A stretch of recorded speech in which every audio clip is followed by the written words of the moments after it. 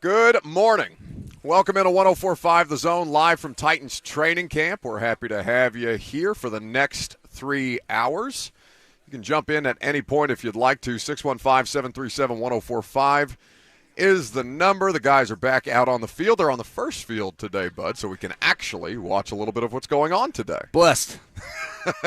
Hashtag blessed with an ED or a T. What is your preference? Oh, you see it with a T? Yeah. I've never seen it with a T. Blessed. It's a D. Okay. I'm a grammar guy. I see. Oh, well, I'm not, famously, and so I'm sure we'll get a call from JR at some point in the next 3 hours. You can interact with the show in the F&M Bank Chat, Facebook, YouTube, Twitter, and Twitch. Look forward to having you guys throughout the course of today's show. Josh Whyle, rookie tight end, will sit down with us after practice as we continue our training camp interview series, and looking forward to seeing how the rookie is handling his first NFL training camp experience. We've got team drill going on right now, so you won't see video, but you'll see live tweeted coverage, and of course we'll be able to talk about it right now. You've currently got Ryan Tannehill out there with the ones. They are working, it looks like, in the hurry-up situation at this point, snapping the ball at the 45. Tannehill in the shotgun. 33 in the backfield at this point. It was interesting watching the threes get some work in because Nicholas Petit-Frere is practicing. With the threes. And he's with the threes. Yeah. He's at right tackle. Jalen Duncan, the rookie out of Maryland, opposite him at left tackle as Tannehill tries to dump it down to Chig, and it's broken up by Kevin Byard. That's a nice play by Kevin Byard. Just the way, God, we see it every day. I've watched every game of his career. I've covered every game of his career at this point in my life. But, like, KB's still out here making plays like that on the practice field where he's literally laying out, barrel rolling over himself and then popping back up. That's the kind of stuff that you like to see at this point. Speaking of Titans, we've got the unofficial depth chart, even though it is the official unofficial depth chart, courtesy of the team. Titans have a game coming up this weekend in Chicago, Saturday right here on 104.5 The Zone. You can hear the first preseason action with the Titans radio crew. Of course, we'll be on 2 hours before kickoff with the Lee Company countdown to kickoff. Oh, and that's a tip drill pick. Azeez Al-Shaair. Intended for Burks over the middle, and it got tipped up from behind Traylon Burks, and Al-Shaair was right spot, right time. Didn't see who made the play on the coverage. Was that Christian Fulton? I did not see who popped the ball up into the air. Perhaps I don't want to yell in the middle of the radio show at Austin Stanley, but he was directly in front of us. Should I just do it? Hey! Hey, Austin. Austin. He can't hear you. See, this is terrible radio. Now we're just yelling at people. How people can he not hear at us? That's crazy. Well, there is very, very loud music out here on the practice field. Tannehill rolling to his left, completes a pass to Traylon Burks. Al-Shaair in coverage on that one after the interception. So, yes, the official depth chart was released, and I know people are always very, very eager to dive deep into what they see and how much they want to take away from it or how much value they want to assign to these things. Of all the different stuff on the depth chart, was there one thing that was more notable to you than anything else? I mean, a lot of unsurprising things like Malik Willis, QB2, before preseason game number 1. Mm-hmm. Chris Hubbard, now in the driver's seat at right tackle. Continues to take the snaps out there with the ones at this point. Trayvon Wesco, the addition out of Chicago over the offseason, is the starting tight end opposite Chigakonkwo. So, yes, that is something that you remember when Jeff Swaim was at the starting tight end over Anthony Ferkser, and people couldn't understand, couldn't comprehend, how dare they play this joke on us. The idea that Jeff Swaim, human tree trunk, would be superior to undrafted rookie free agent out of Harvard, Anthony Ferkser, and ultimately that ended up being the Titans' starting tight end for 2 seasons. So not inconsequential, even though these are unofficial depth charts, and you may see things that surprise you or things that you have questions about. But yes, the starting, they have 2 starting tight ends. Yes. Their base personnel is 12 personnel. So it's not that Wesco is the starting tight end over Chig. It's that Wesco is the starting inline tight end and Chig is the starting move tight end in this offense. Was there anything that really stuck out to you? Anything that you kind of did a double take at? No, nothing beyond the idea Okay, Byard deflected the interception earlier, according to our colleagues here on Twitter as we continue. He's flying around. He's making plays out there, bud. That's the kind of stuff you want to see. See, this is the kind of stuff that you mentioned about motivation and things of that nature as Malik Willis completes a pass over the middle to Josh Whyle, rookie to tight end, as the twos are out there on the field right now. Remember that Levis had been taking a lot of snaps with the twos. Malik back in the lineup with the second-string offense for the first time today. I guess just the crowd at wide receiver. We continue to talk about it. Cosell, Teron, and myself were over there on the sideline talking about, who are their top 5 wide receivers right now. We did that yesterday, right? I was having the exact same conversation with Sam Phelan and Austin Stanley of A to Z Sports. It's one of the most interesting position battles or roster competitions that this team currently has to field. And you look at, if NWI is your 5th guy, theoretically, then who's the odd man out? Greg and I were just talking about Racey McMath. Like, is Racey at a point where he's going to be able to put it together? That dude's had many moments robbed from him because of his health. But he's a big-time recruit going to LSU. Never really put it together at LSU because of injury, and also down on the depth chart with some really, really talented wide receivers. And then you look at the situation for him now, and you say, okay, he's got 4 career catches as a pro, and we're still talking about Racey McMath. Should we be?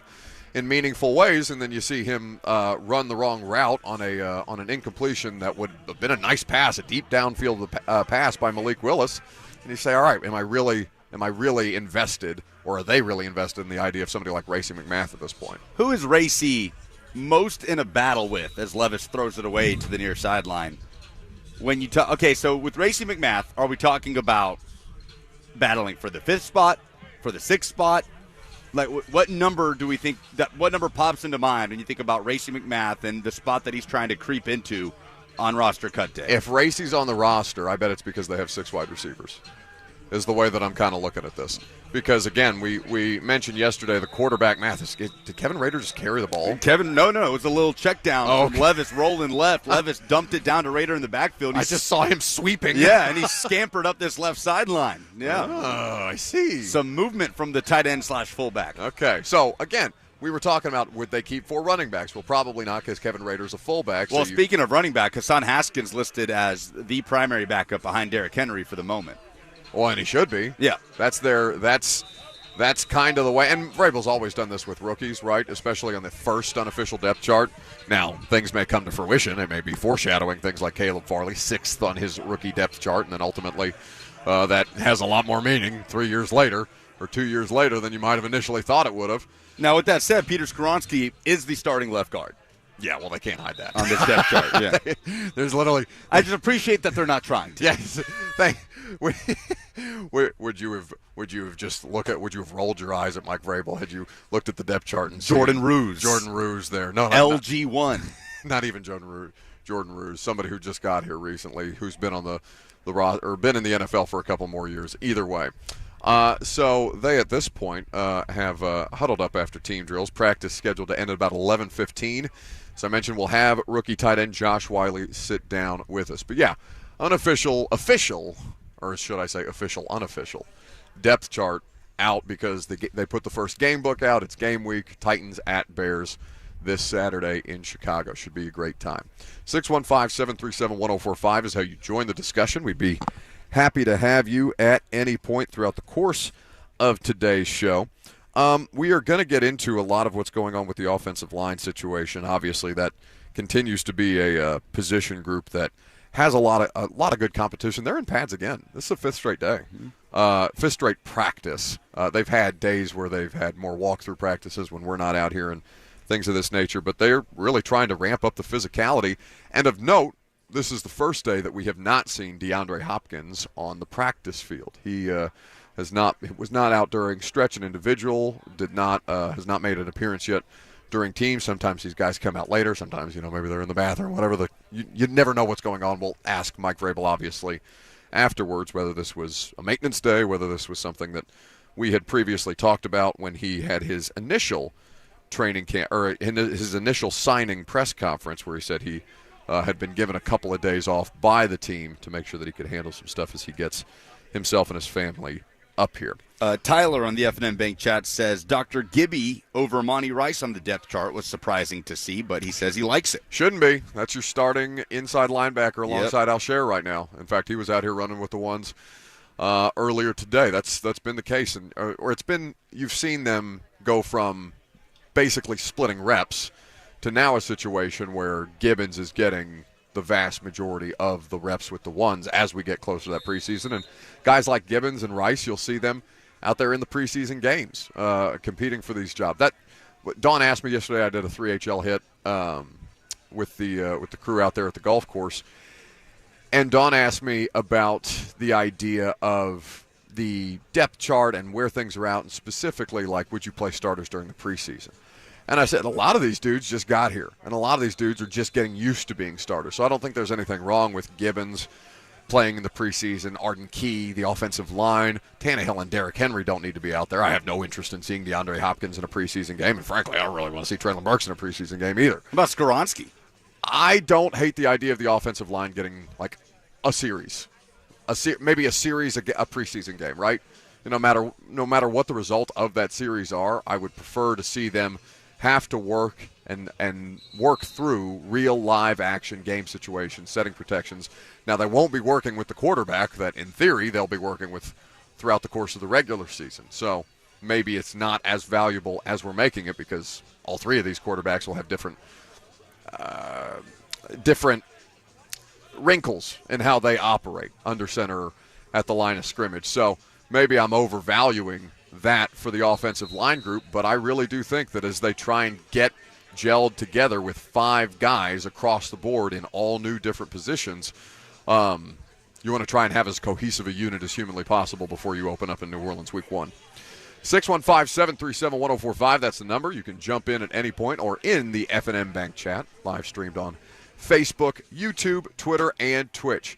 Coming up next, we'll talk about the announcement that Mike Vrabel made at the podium, that he will not be the head coach for this team in Chicago. It will instead be assistant head coach and defensive line coach Terrell Williams. We'll get into the implications of that coming up next. Your phone calls, too. I'm Buck Rising, live from training camp. It's 104.5 The Zone.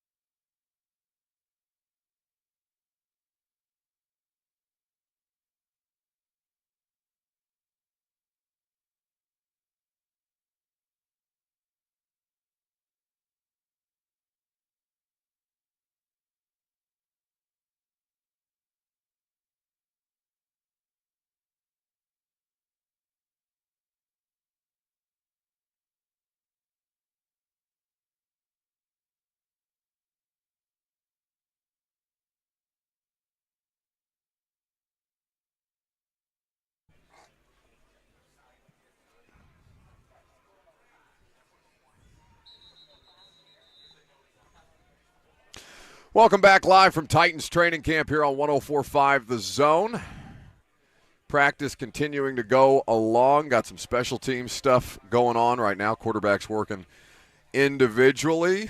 Look like we got some fake punt action over there, bud. You get excited seeing Stonehouse throwing passes? Yeah, slinging it around to Racey McMath on a fake. He didn't get to do one last year, did he? Did Stonehouse do a fake punt last year? No, I think the last fake punt I've seen them run is the time they almost got Brett Kern killed. Do you remember that against the Bucs? No. They've surely had one since then. Yeah, was the Kern one before or after the Kevin Byard touchdown pass to Dane? Oh no, that might have been the same season. To be honest with you, no, I think Kevin Byard to Dane Cruikshank was Dane Cruikshank's rookie year. It was definitely 2018. So that would have been Mike Vrabel's first year. Yeah, so 2018. You're right. And then that was like week 3 of 2018. The time they almost got Brett Kern killed is 2019 because they played that awful game against the Bucs. Jameis Winston and Brashard Perriman fumbled because they ran into each other on a jet sweep play. And then they tried to run a fake punt with fake field goal touchdown with Brett Kern on the goal line. That's and right. Devin White came across and almost broke his jaw. I thought he was dead. It was a bad situation. But at this point, just getting some work in at practice. We were joking about like situational football drills, and like all football is situational, and red zone is situational. It's not just special teams or Hail Marys or all these things, but like I'm sure people would like to see the Stonehouse fake punt play to Racing McMath, but not at the stadium practice when, there's 1,000 people out there to attend practice that day and it's 110 degrees. You did have Stonehouse. It was not a called fake, but when he dropped the snap and had to scramble for the first down in the preseason game last year. That's right. That's about as close as he's gotten, I guess. Anyway, so speaking of preseason, Terrell Williams, defensive line coach, and this year, assistant head coach. He's going to coach the preseason game. Now, Mike Vrabel spoke about this yesterday at the podium. In fact, he wanted to make an announcement before we all started asking him questions about the day's work. And this was Mike Vrabel explaining why Terrell Williams will be coaching the preseason game instead of the head coach. But Terrell Williams will act as the head coach for Chicago starting on Friday. So I think this is a great opportunity for him and for us and everybody involved. So Big T will handle that. Clint will handle the defensive line, and so that'll start on Friday. So you guys can handle that through Robbie and the communication when you talk to Big T and kind of steer it towards that. And he'll talk to you after the game, and I'll come back on Sunday and visit with you guys. So go ahead, Teresa. Hopefully your absence isn't due to anything. Oh, no, dire. I'll be here. No, I'm going to be here. So is it more to give Terrell the opportunity and exposure to acting as a head coach and helping that? I mean, and how valuable is that? Well, again, that'll be something that you'll have to ask him afterwards. But I just think that him dealing and talking with the trainer and again, we'll have a lot of conversations between now and Friday, but just handling things with the roster and discussing those things with the assistant coaches and how we want to play the game, or letting them make those decisions in the game. And we'll go into the game with things that we think we need to try to get done, and I'm sure he'll try to do that, and I'll help him where need be. But I do think it will be a great opportunity, well deserved, and so this is something that I wanted to do. What will you do? Vrabel at the Well, I mean, I'll obviously be involved and coach the guys on technique, and help T where I can, or if there's a question or concern, but try to help him understand that role and what's required. That's Mike Vrabel speaking at the podium yesterday about why defensive line coach Terrell Williams is going to be the head coach for the preseason game at Chicago instead of the head coach. Now, I don't know if you carried the press conference to its entirety, Lucas, yesterday. Yes. While I was over there, but I asked him if what they had to do out of necessity. You remember during the COVID season? Coincidentally, this situation you're about to talk about was also against the Chicago Bears. Yes, and I had forgotten about that. But Mike Vrabel, we did joint training camp practices in Tampa that year, and Vrabel, during the course of the week that we were down in Tampa, got COVID. And so Stretch, the assistant to the head coach, and I'm sure John Stryker, Stretch, has a more official title than that, but he's Vrabel's right-hand man, at this point, and basically the entire time that Mike's been here, as far as my recollection goes. Director of Football Administration. Okay, that is a more professional title than right-hand man. But either way, nobody knows Mike better than Stretch, so Stretch was the head coach for that preseason game, and I had forgotten it was also against the Bears. But basically, I asked Mike if anything about the Stretch experience informed their decision to do this here, and he was like, no, this is just something different that we thought we'd try. It's not outright unprecedented, but it's definitely a next level of something that we've seen head coaches do in the preseason, to get a guy who is in a different stage of his career a real opportunity to kind of orchestrate what it is to be a head coach in the NFL. Is it not unprecedented? What's the precedent? So, to an extent, right, like Nathaniel Hackett has called plays for Matt LaFleur in a preseason game. Sure. As a non-play calling offensive coordinator in Green Bay. We've seen there's a couple of examples of this over the course of the last couple of years, but not to this extent where Mike Vrabel is basically saying, hey, okay, it's your show. You got this. I'll be there. You need anything, I'm obviously there for support. You heard him talk about, we'll go through things with the roster, things of that nature. But, like, to this level, it's not been done. You are correct. But there are instances of head coaches or play callers giving over responsibilities that they'll have in the regular season to get guys experience in the preseason, get coaches experience in the preseason at this point. So from that angle, we asked Mike about, or I think Terry asked Mike about the idea, did anything inform your decision or did anything kind of inspire you to do this? And he's like, I just came up with it. This is what we're going to do. And so it's just for, right now, it's just for Chicago. Maybe that changes for Minnesota and New England. We'll see. But right now the plan is for Terrell Williams to deal with us in practice.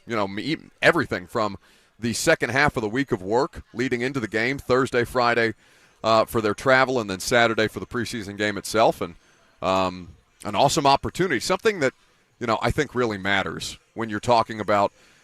You've got the Rooney Rule itself that is designed to foster an environment where there is a more inclusive hiring situation.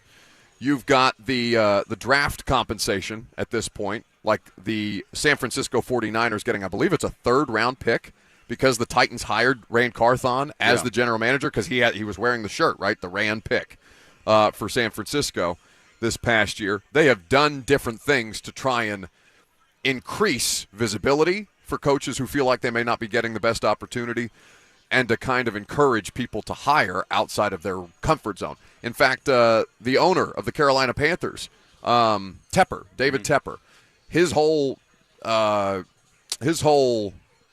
logic behind hiring Frank Reich was, I want you to hire the best coaches, but not people you know. Don't care what it costs. Go out and get the best possible coaches around you. I don't want to create a situation where you're just bringing over your old staff from a different situation. I want to try and find the best guys at every possible position, and we will make sure that the finances are in order to that extent. It's why they got Ejiro Evero from the Denver Broncos, who is one of the best defensive coordinators and probably going to be talked about as a head coach candidate should things go to plan in Carolina. Those are the kind of things. David Tepper taking that step. Mike Vrabel doing this with Terrell Williams. Those are the kind of things that actually create action as opposed to trying to motivate with people with draft picks and fines. It's pretty cool. It's a pretty cool opportunity for Terrell Williams. Think about what this could do for him down the road in putting him on the map as a head coaching candidate. Sure. I mean, obviously being promoted to assistant head coach goes so far in the offseason. He's never been anything above defensive line coach to this point in his career. Hired out of Miami, was the former Miami defensive line coach. That was his previous stop before coming here. He's been in the league since 2012, right? Mm-hmm. Just over a decade that he's actually been in the NFL, was in college football before that. But not even so much for the exposure, because that's great and all, but what this can do for him just at job interviews, having been in that setting, having actually done it. So, I think it's a pretty cool thing, and Vrabel's getting obviously a lot of attention. The Titans are getting a lot of attention from this around the league, I think. There's been a lot of praise for this decision from Vrabel. Does this also mean that we don't have to take the preseason that seriously? if the head coach is not coaching the preseason game, is that I know that's not his intent. I know they intend to take this very seriously, and that this opportunity is going to be taken very seriously by the players and by the coaching staff. But for us, for fans, it's nothing new. Fans know the preseason is far more important to certain individuals than a team as a whole, right? Do you think Mike just wants to put the chest pad back out on there and back out there and be an outside linebackers coach for a day? You think that's kind of the real motivation behind all this? Maybe. No, I mean, obviously Mike has seen something in Terrell Williams, because you go back to the combine when Vrabel announced that Terrell was going to be assistant head coach and defensive line coach, and the way that he spoke about him then, obviously what he's done with this defensive line group has kind of spoken for itself. Top to bottom, they're good. Yeah, exactly. Naquan Jones and Jaden Peavy are legitimate NFL players at this point, and that was something that, was not a certainty when they came here as undrafted players out of Michigan State. And Peavy, I can't recall exactly where he came out of for college football, but still, guys who are sound and solid NFL players who will have the opportunity to get paid elsewhere have really thrived under Terrell Williams and the defensive line coaching staff here, including Lori Locust this year. Are you still concerned about the defensive line? Concern is not the right word. I have questions. I'm not completely sold on them just because they're kicking ass in training camp. You know what I'm saying? I've seen plenty of NFL defensive linemen ragdoll Daniel Brunskill. It doesn't necessarily mean that the group that they have here is so much above and beyond. It doesn't mean that they're not great. They can be great, the defensive line here.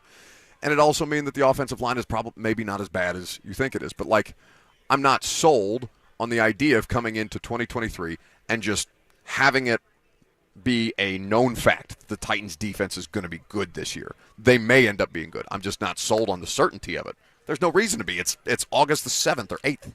I'm just talking about a certain degree or a certain standard that you expect them to be above, that they have been since Terrell Williams came in here with Mike Vrabel. And the defensive line can definitely say that. I'm talking about the front. Oh, sure. Seven. I'm talking about the front. Yeah. Not the defense as a whole. There's obviously question marks. What's going to happen at corner, Sean Murphy-Bunting and Christian Fulton, safety depth, all those things. I'm talking about the defensive line and what you have in Jeffrey Simmons and Danico Autry. And at this point, I think it's fair to say what you have in Tier Tart. And those depth pieces that you just listed them. You're doing the supporting argument for why to have confidence in this Titans defensive line. Again, I'm not saying that you shouldn't have confidence in them. I'm just saying that 2 weeks ago you were. We can probably run back the audio, and maybe I'm being less loud about it than I was then. I don't recall exactly. You did your defensive line, man. That sound you make when you're concerned about something. It's a growl. It's like a what is that? It's not even a growl. It's like a growling grunt. Yeah, that you definitely made that sound about the defensive line. Maybe that's just the sound that my body makes when I'm concerned. I don't know. You don't know how this works. These are things that happens. What I can't even think to replicate it. Kind of like that. That was it. Yeah.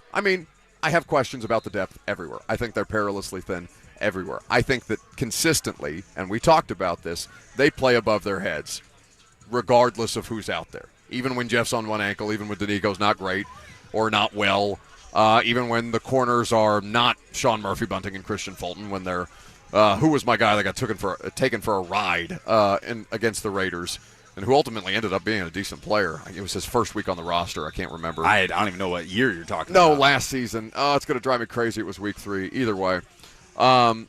It is something. Oh, that was on Mac Hollins? On Mac Hollins. Oh, yeah. It's going to drive me crazy. Marshall? No, not Terrence Marshall. Terrence Marshall, that's not.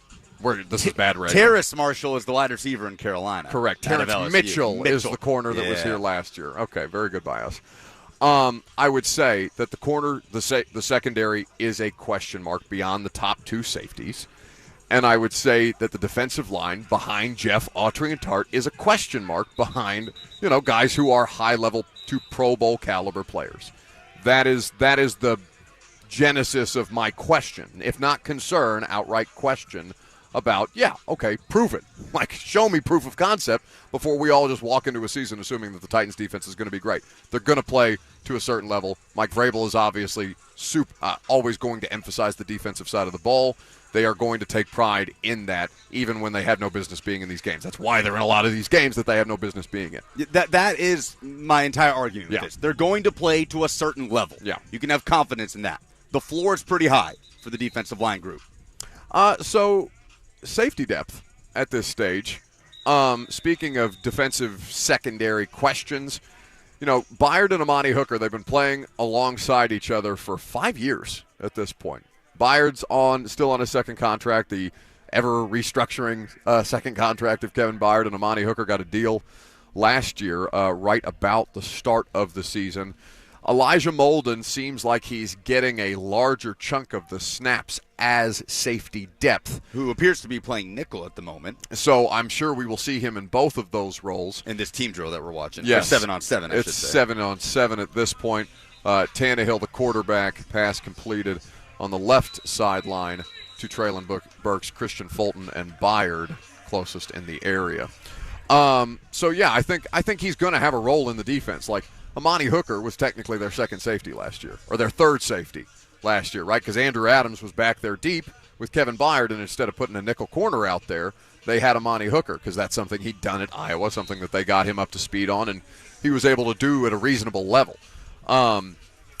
When they harp on versatility, and I'm sure you get tired or you're playing a game where you take shots or take a drink every time they say versatility and things of that nature, Amani, Molden, guys like this are what they're talking about. We just want to be able to plug in as many good players in as many different spots as humanly possible so that we can play above our heads when our roster health is not in a place where it's ideal or where it looks great on paper, and then all of a sudden you're 6 weeks in and you're talking about fourth and third string safeties having to play meaningful snaps. I think for Molden, though, this is something he did at Washington, so it's not like this is beyond the pale. You see him getting a lot of these snaps. In fact, he's back deep right now. Yeah, he just dropped back. To where I think his primary role is going to be safety now. And then when they go dime and nickel, you'll probably see him on the field in spots because he's a good player. I've never questioned his ability. It's the durability thing that we come back to with a lot of these dudes who we know to be talented corners or defensive linemen or running backs. Elijah Molden, all he has to do is be available. I would say if he can play 12 to 13 games this year, you consider that a great success after how badly that groin injury derailed him all throughout the course of 2022. And I don't know if it's because of need, but it fits with need, right, as far as depth is concerned. Mm-hmm. I mean, when you look at what the Titans have at corner, again, when healthy, Sean Murphy-Bunting and Christian Fulton are currently the starters on the outside per the official unofficial depth chart, with obviously Roger McCreary in behind Murphy-Bunting. But Trey Avery will probably continue to be a depth piece for this team. And then when you talk about the safety position, behind Byard and Hooker, you start to run into names that 90% of Titans fans had never heard of. Yeah. Right? Mike Brown, Tariq Jones, no disrespect to those guys. Shaheem Carter, the UDFA out of Alabama, right? That's still around. Yep. But also I don't know if it's because of need or if it's more because of his skill set, but it certainly fits with need. Both, yes, is the answer to the question. They also have referees out here at practice. They did yesterday as well, as they get them more in the mindset of game week and having to pay attention to penalties. Not that those things are lax without the refs on the field, but certainly brings a different level. Oh, my God. Colton Dowell cannot catch the damn football. That's tough, man. That's tough. Right over the middle. Nice pocket of space for Malik to find him in the middle of the defense. What is that, a 20-yard strike by Malik? He's right through his hands. He's had a couple of bad drops. I don't think that dude makes the roster. I really don't. Especially the more we talk about that wide receiver depth and how crowded that's become all of a sudden with Hopkins. And the risk reward will be there to place Colton Dowell on the practice squad. Sure. Right. If he gets snapped up, he gets snapped up. Respect. We'll see what he does in the preseason game. Maybe somebody takes a flyer on him if he doesn't clear waivers. But, that dude, that's a tough drop. At this point, based on what I've seen through almost 3 weeks of camp, that dude's not going to have problem slipping through waivers at this stage. 615-737-1045 is the number. We would be happy to have you at any point throughout the course of the show. You can also interact in the F&M Bank chat. You may want to do just that coming up next, because we'll tell you what in sports made us say, oh, no, this weekend. I'm Buck Rising. It's 1045 The Zone.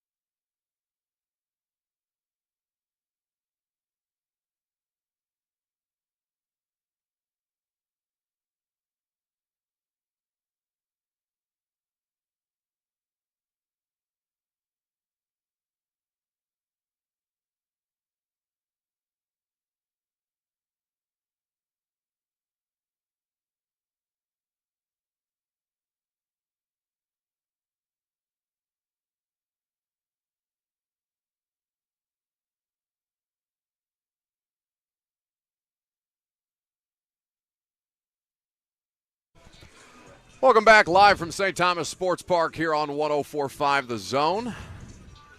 What in sports made you say, oh, no, this weekend? 615-737-1045 is how you jump in on the discussion. We got some good ones. Hope you brought yours.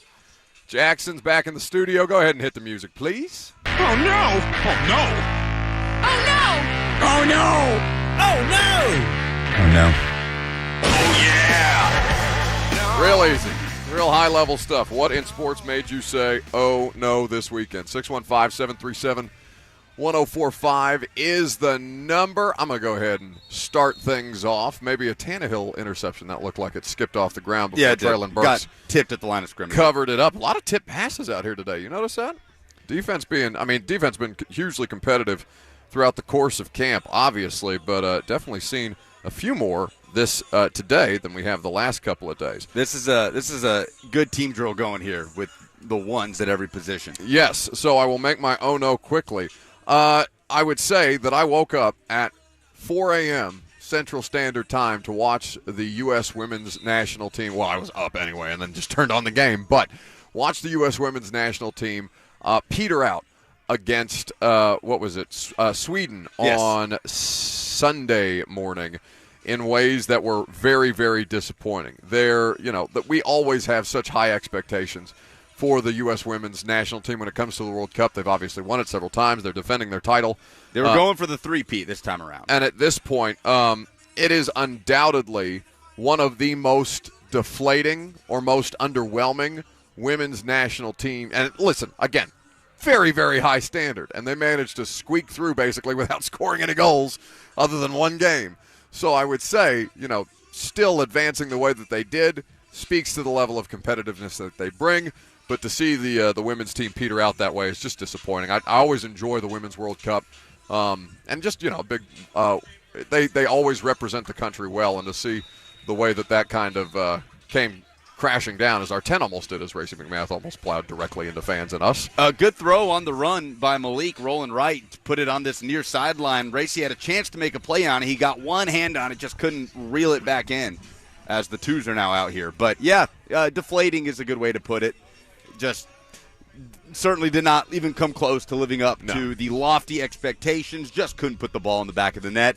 Ends in heartbreak, too, with the way the ball crossed over the goal line on the potential save by Alyssa Nair and the goal line technology. I mean, literally, you're talking about a hundredth of an inch basically being the reason the U.S. are eliminated, but the main reason being they could not find ways to score. So, yes, an underwhelming Women's World Cup for the U.S. women's national team. Yes, indeed. Here's Malik. Strike down the middle. Josh Whyle scampering down the left sideline. That's about a 30, 40-yard gain. And then some. We'll talk to the 6'7" tight end at 11:20 today, just about, when the Titans wrap up practice. Go ahead. What made you say, oh, no, bud? So, Tennessee obviously kicked off fall camp for the Vols in Knoxville over a week ago. Inside linebacker room is pretty deep right now. You added BYU transfer Keenan Peely, Aaron Beasley after a big performance in the Orange Bowl, comes back as a leader of that group. There's some depth there. They are without Juwan Mitchell, the former Texas transfer, who at one point led Texas in tackles in, I want to say, the 2020 season before coming and spending the last two seasons with the Tennessee Vols. Juwan Mitchell out the door, and he transferred to Pac-4 school, Arizona State. Now Big 12 school, Arizona State. There's the oh no. Well, the oh no is that Juwan Mitchell is no longer with the team at Arizona State. He has been dismissed by head coach Kenny Dillingham, and I would love to figure out what in the world he did, because the school did not disclose the reason for former Tennessee linebacker Juwan Mitchell's dismissal, but Kenny Dillingham did say this quote after practice Monday when asked about Juwan Mitchell. He said, quote, "Juwan Mitchell is no longer with the team. Culture wins. It is very, very simple. Culture wins. You're either going to practice how we practice, live how we live, be a good person, compete, say yes sir and no sir, open doors for people, be genuinely a good person or do things right, or you are not. That is all he had to say Wait. about Jawan Mitchell being dismissed from Arizona State football. I mean, I do think it's tremendously courteous to hold the door open for people, but I don't think that's a reason to send a player away from your college football program. So I would assume there's more details at some point that will be forthcoming. So I don't know that it was one particular instance that led to Jawan Mitchell's dismissal, or if it is simply that culture wins and he just did not fit in with the culture that Kenny Dillingham is instituting at Arizona State. So, Jawan Mitchell, my oh no of the sports weekend. So Scott, yes, indeed. So let's see what we have out here at this point. We got the threes. We got Will Levis working against the third-team defense under center. Handoff to Tajay Spears, who I called sharp the other day and will continue to probably do so throughout the course of his entire career here.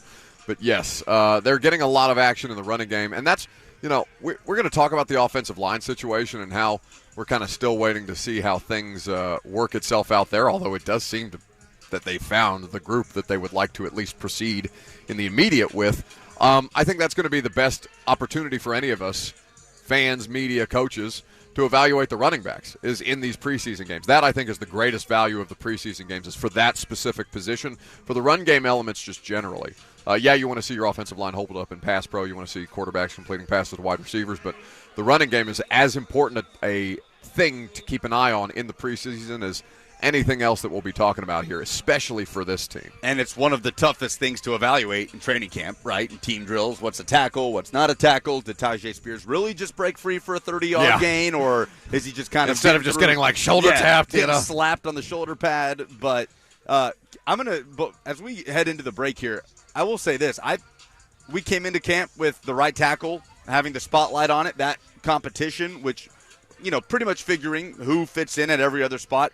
I think we have our starting five for the Titans offensive line week one. Unless they are thoroughly embarrassed over the course of the preseason. Barring a free agency addition or, somebody that gets cut elsewhere going into week one. Based on the information and personnel we have, I think you have your starting five. I'm inclined to agree with you. 615-737-1045. So we'll talk about the right tackle competition, what we're seeing out here. What kind of depth lies behind the current Titans starting offensive line, and how much do we trust it? We'll continue to keep an eye out here on the practice field as Will Levis in the shotgun looks to continue to move his team down the field in the 2-minute drills. They've been working a lot of 2-minute situational football today. Live from Titans training camp, it's 104.5 The Zone.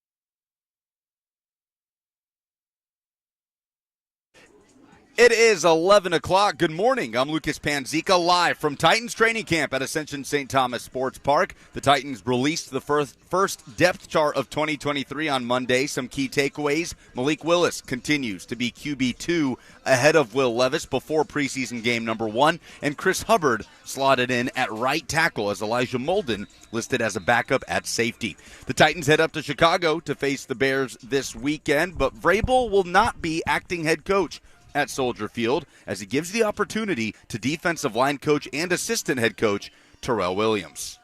We'll go into the game with things that we think we need to try to get done, and I'm sure he'll try to do that, and I'll help him, where need be. But I do think it will be a great opportunity, well-deserved, and so this is something that I wanted to do. Mike Vrabel will still be on the sideline and with the team throughout the process. For all your foundation repair and waterproofing needs, visit USSTN.com. Breaking news at once on your home for the Titans and Vols. This is 104.5 The Zone.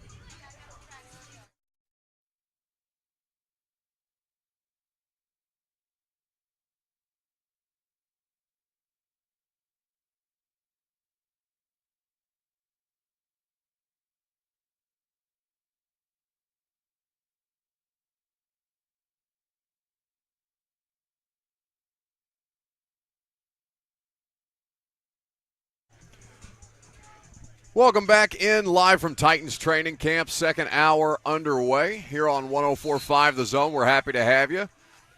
615-737-1045. You can join the conversation at any point if you so choose. We certainly look forward to hearing from you guys throughout the course of today's show. Team drills going on right now. They're setting up for field goal unit at this point, working down the field, setting up for field goal type of situations. Ahead of Saturday's preseason game, it's been one of many different situational football deals that they have been repping throughout the course of the practice week. Do you know what I just noticed? Look at Jordan Roos in this face mask. When is the last time you've seen an offensive lineman with a face mask like that? He's got the straight-up crossbar. I love it. I love it. I didn't even think they were still making those in 2023. That is old school, man. Wow. Great sideline catch on the far side by Reggie Roberson. Yes, Roberson. Reggie Roberson. Derek Roberson was the outside linebacker That's right. here. Reggie Roberson is the undrafted rookie wide receiver, from last year, who's trying to latch onto this year's roster in some way, shape, or form. So wide receiver competition been pretty exciting. Tipped passes all over the place. Since we last came back from our last segment, Ryan Tannehill had another pass tipped up, this time by Elijah Molden making a play on the ball in front of Chiga Okonkwo.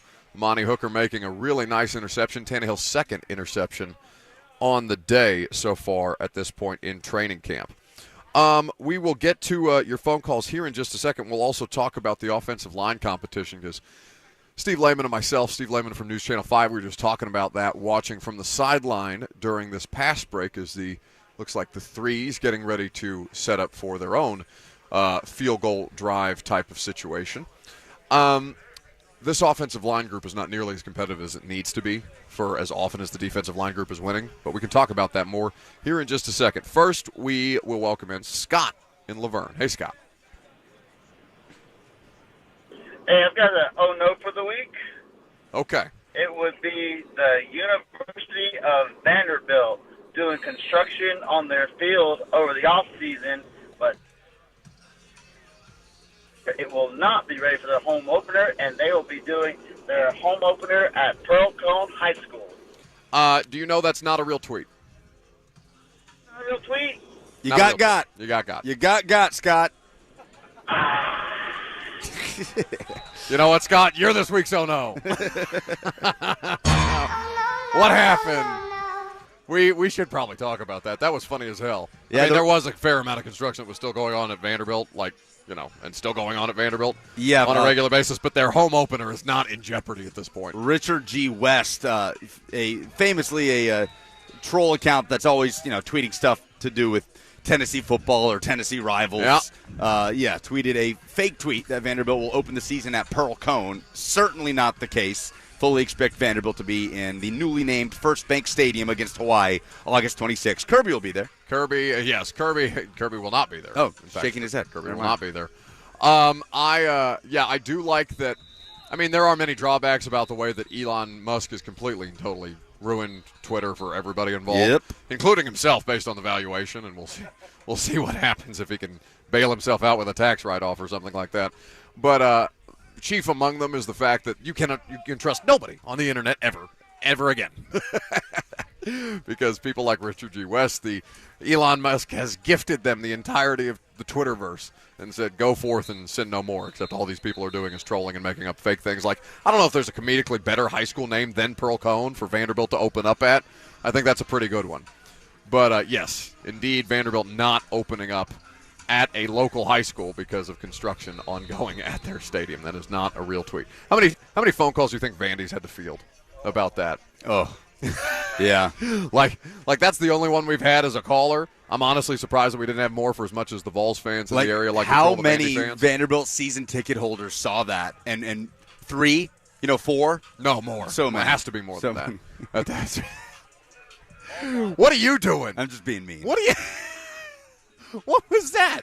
Why are you being mean to Vanderbilt? It was a cheap shot. You're just completely. This is how you know Tennessee's back and feeling themselves. Luke is just comfortable kicking Vanderbilt at every given opportunity. That's fantastic. Yeah, well, not if you're Vanderbilt. Guess not. What else is not fantastic? Don't feel great about the offensive line situation. Don't feel ideal about the offensive line situation. I would like to see them be vastly more competitive in these team drills. I know Mike Vrabel seems to feel better about them now that they're in pads. He had mentioned last week he felt like they were better pockets once they were in pads for the pass pro. And it's not like they're out. I'm not saying that they're objectively awful, but I would like to see them be more consistently competitive against a defensive line group that we think has real potential to be good, if not great. If this is the barometer for that, then this offensive line group has a long, long way to go, and not just in terms of the starters. The depth guys are a legitimate concern.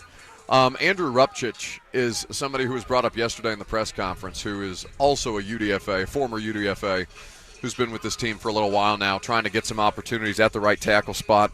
But as you look at the way that they're listed right now, Chris Hubbard is the starter, according to the unofficial depth chart on the team's website. Chris Hubbard is the starter at right tackle. Then you have Zach Johnson, and NPF listed third here because of the suspension. He continues to rep it out with Will Levis and the third-team offense. No John Ojukwu.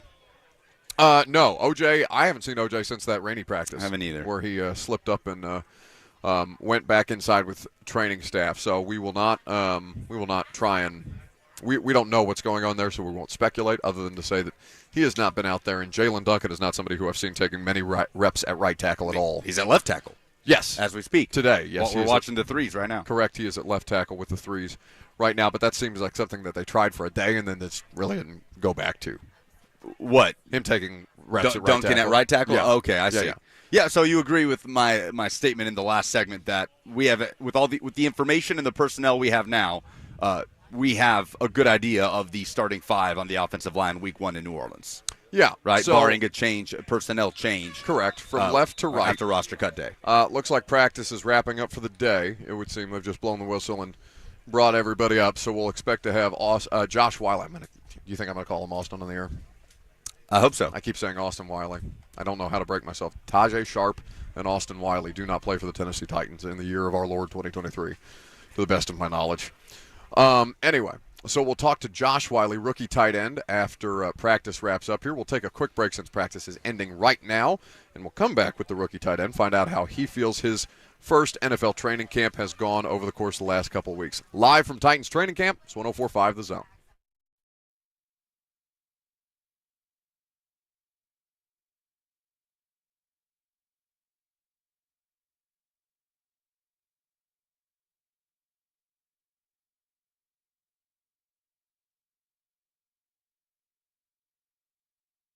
The Tennessee Men's Clinic can help get you right if you are somebody who's experiencing performance issues. A lot of things happen with your body as you start to age. A lot of changes that the Tennessee Men's Clinic can help you keep up with. They have 2 locations, one in downtown Nashville and their other in Cool Springs. And they have an experienced staff who will help you find the treatment path that makes the most sense for you.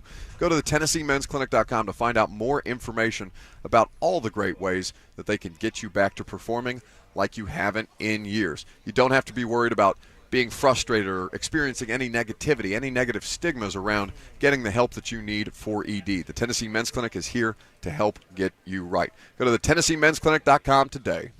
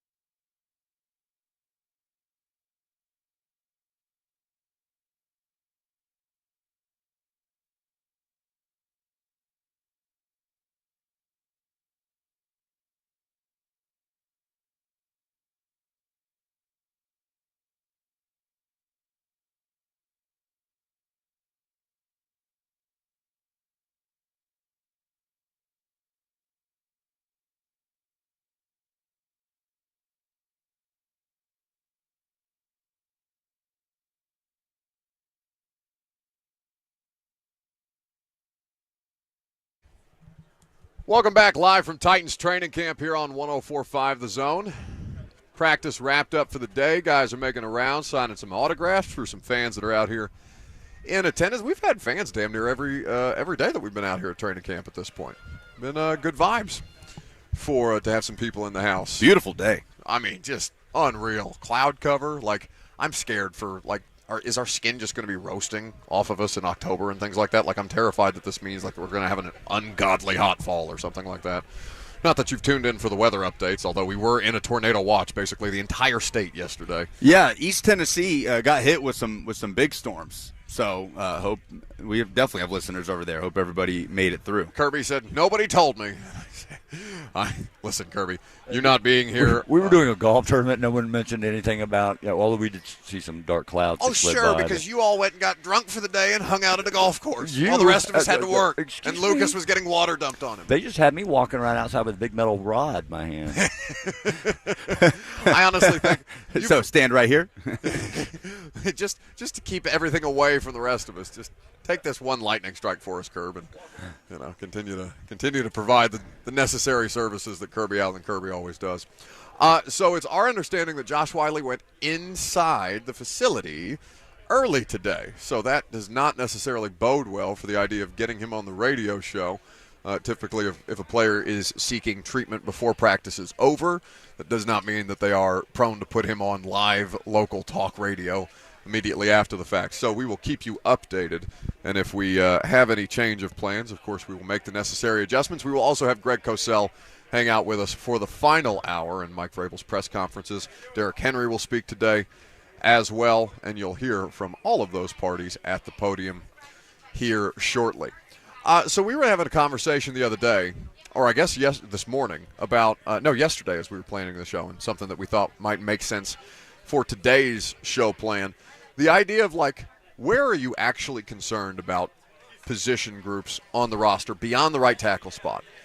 We've talked about right tackle. We've talked about the idea of, listen, they're doing the best that they can with what they've got. Their circumstances are not ideal. They never are.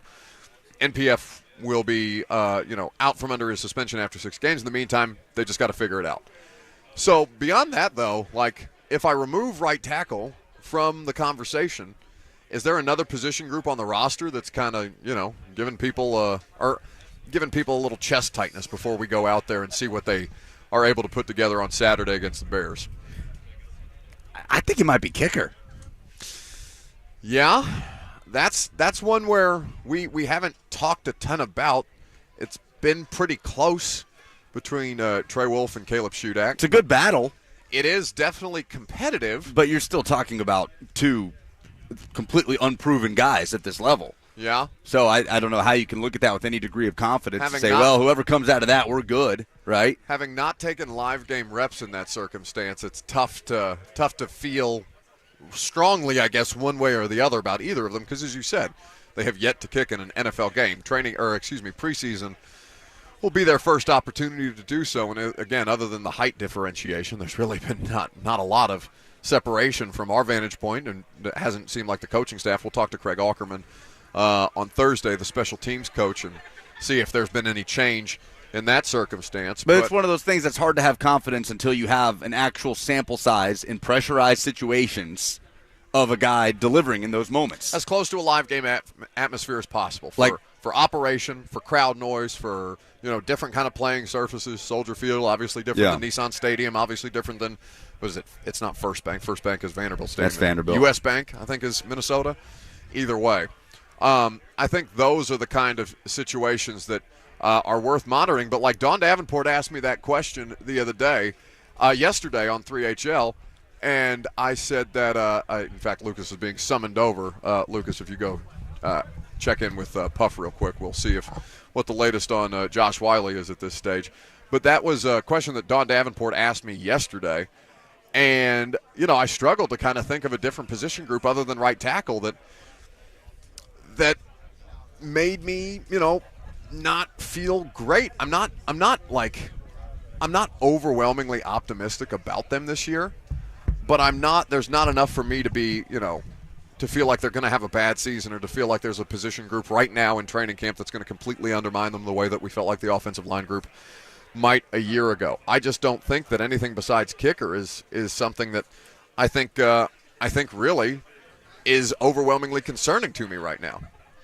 Yeah, I mean, what else would there be as far as starters are concerned? Like positional battles that are happening in camp right now. Everything is surrounding the right tackle spot and the kicker spot, right? Even Those are in the backup quarterback spot, obviously. Yeah, for as many new players as they have, you seem like you know who's going to be out there for them in some form or fashion as a starting group. Okay, Justin on Twitter tweets at us and says, inside linebacker, we don't really know what we have. We feel good about Azeez, but behind that, shrug emoji. Well, I think it is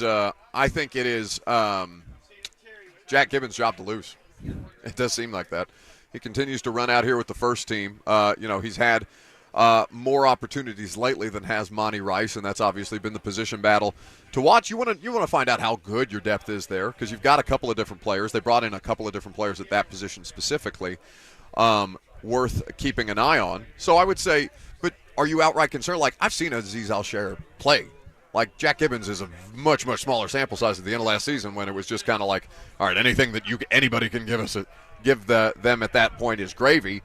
But Azeez Al-Shaair has been a high-level player in the absence of Dre Greenlaw for San Francisco. He's been, he's not Fred Warner, but he's still been a very, very competent in spurts with a larger sample size than I think any of the other dudes that we're talking about out here. I'm not concerned about him. He makes enough plays. He's out here communicating. He seems to vibe well with his teammates. It's early in camp, but we're almost 3 weeks in. It's kind of like the Arden Key situation, right? Where coming in for the first time in Aziz's career, it's his show at that position. He figures to be a huge focal point of this defense. Yeah. So Josh Whyle had a situation that caused him to go inside early, so we will not be speaking to Josh Whyle today. Instead, we will speak with veteran wide receiver Chris Moore, who has been out here not just repping with the offense, but trying to take advantage of special teams opportunities, making it really, really hard if you're a depth wide receiver around here to latch on. So we'll look forward to speaking to Chris Moore here in just a second. I know he's out there with his family right now, and Mike Vrabel's press conference soon thereafter.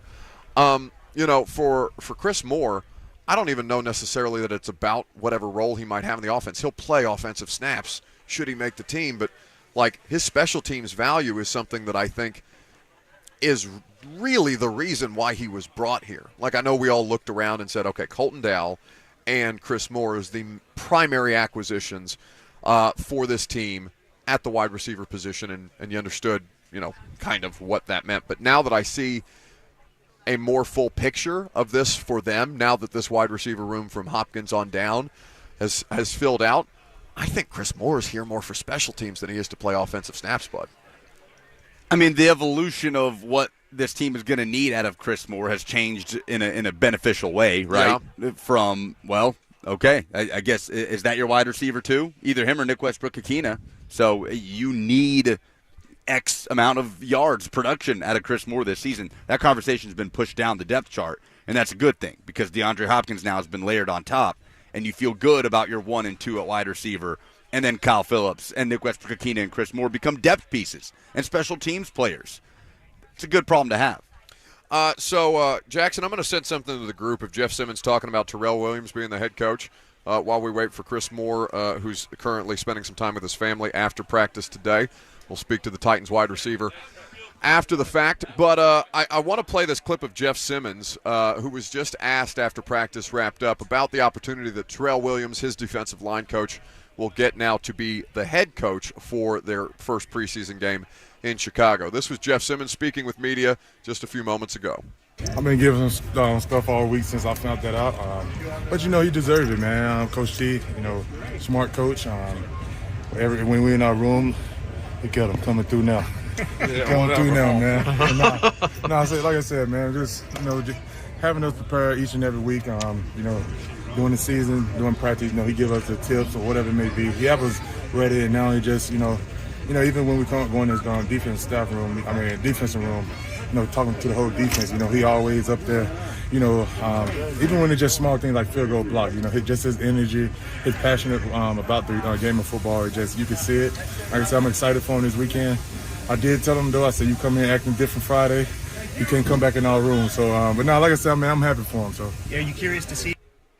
So that's Jeff Simmons speaking with the media earlier just a moment ago about his defensive line coach getting a great opportunity to be the head coach this weekend. 615-737-1045 is how you join the discussion. You know, they have a certain way that they go about doing things. I'm sure Mike plans to be there. It's not like Mike is not making the trip or anything like that. He's going to be in Chicago and helping Terrell with the process of all those things. But I bet he's excited for what he's going to be doing on Saturday. Vrabel? Yeah. He said he'll be you don't there. have to worry about all this stuff. He'll be coaching technique, right? He'll be getting into the nitty-gritty. I bet he's excited.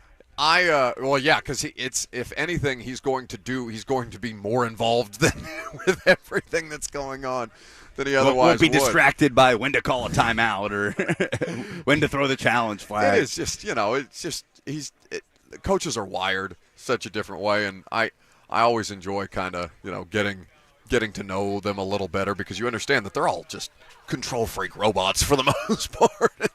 You have to be with the amount of specificity and detail-oriented nature that their job requires, all for it, to be a game around a weird-shaped ball, for it to bounce one way, and all of these things, all of these best-laid plans fall apart because football's like that. But, I bet Mike is excited. I bet I think it's a good experience for everybody, and if, they do it for one preseason game and it's not the vibe, then they don't have to do it again. At least they tried. I'm sure Williams would be grateful for the opportunity, and Vrabel will certainly look to, if not better the situation and tweak it for others who might continue to fall in line with a potential Mike Vrabel coaching tree, right? That really just consists of Matt. Are we putting Matt LaFleur on that? Technically, yes. I mean, he was here for a year and then he got that job. We definitely think about Arthur Smith, obviously. Yeah, in Art is another one, and certainly, but it's like saying, I almost feel like LaFleur is like putting Dean Pease as part of that. Dean Pease has been around football for a long, long time prior to being Mike Vrabel's defensive coordinator. It's not necessarily a coaching tree type of situation that I think one would extrapolate out. Like Matt LaFleur is probably getting a shot somewhere, right? Regardless of if he stops in Tennessee for a year. Well, he had his shot here. Like he was interviewing for the job at the same time that Vrabel was. He interviewed for the same job, yeah. And ultimately took the offensive coordinator position here before going on to be the head coach in Green Bay. I'm most interested to talk to Chris Moore about about working with Tim Kelly at this stage of his career, and obviously having just spent some time with him in Houston, and the comments from Mike Vrabel about wishing that they had the only thing that they wish that they would get from Chris is having him earlier in his career instead of at this point at age 30. Raved about him this week. I mean, he has been overwhelmingly complimentary of Chris Moore through these couple of weeks of training camp practice. And for Chris, he's never really – last year was really the first chance that he had to be a full-time wide receiver. He's been a core special teamer in every other landing spot that I guess he's only had the two, Baltimore and Houston. But his career has been predicated on special teams, and it seems like that's not necessarily something that's going to change at this stage. I'd be curious how his mindset, if at all, has shifted, because he obviously comes in pre-DeAndre Hopkins, and now DeAndre Hopkins is here and ready to make an impact with the Titans, so obviously Moore's role is going to shift a little bit. I wonder if his mindset and what's going to be expected of him has shifted at all in that regard.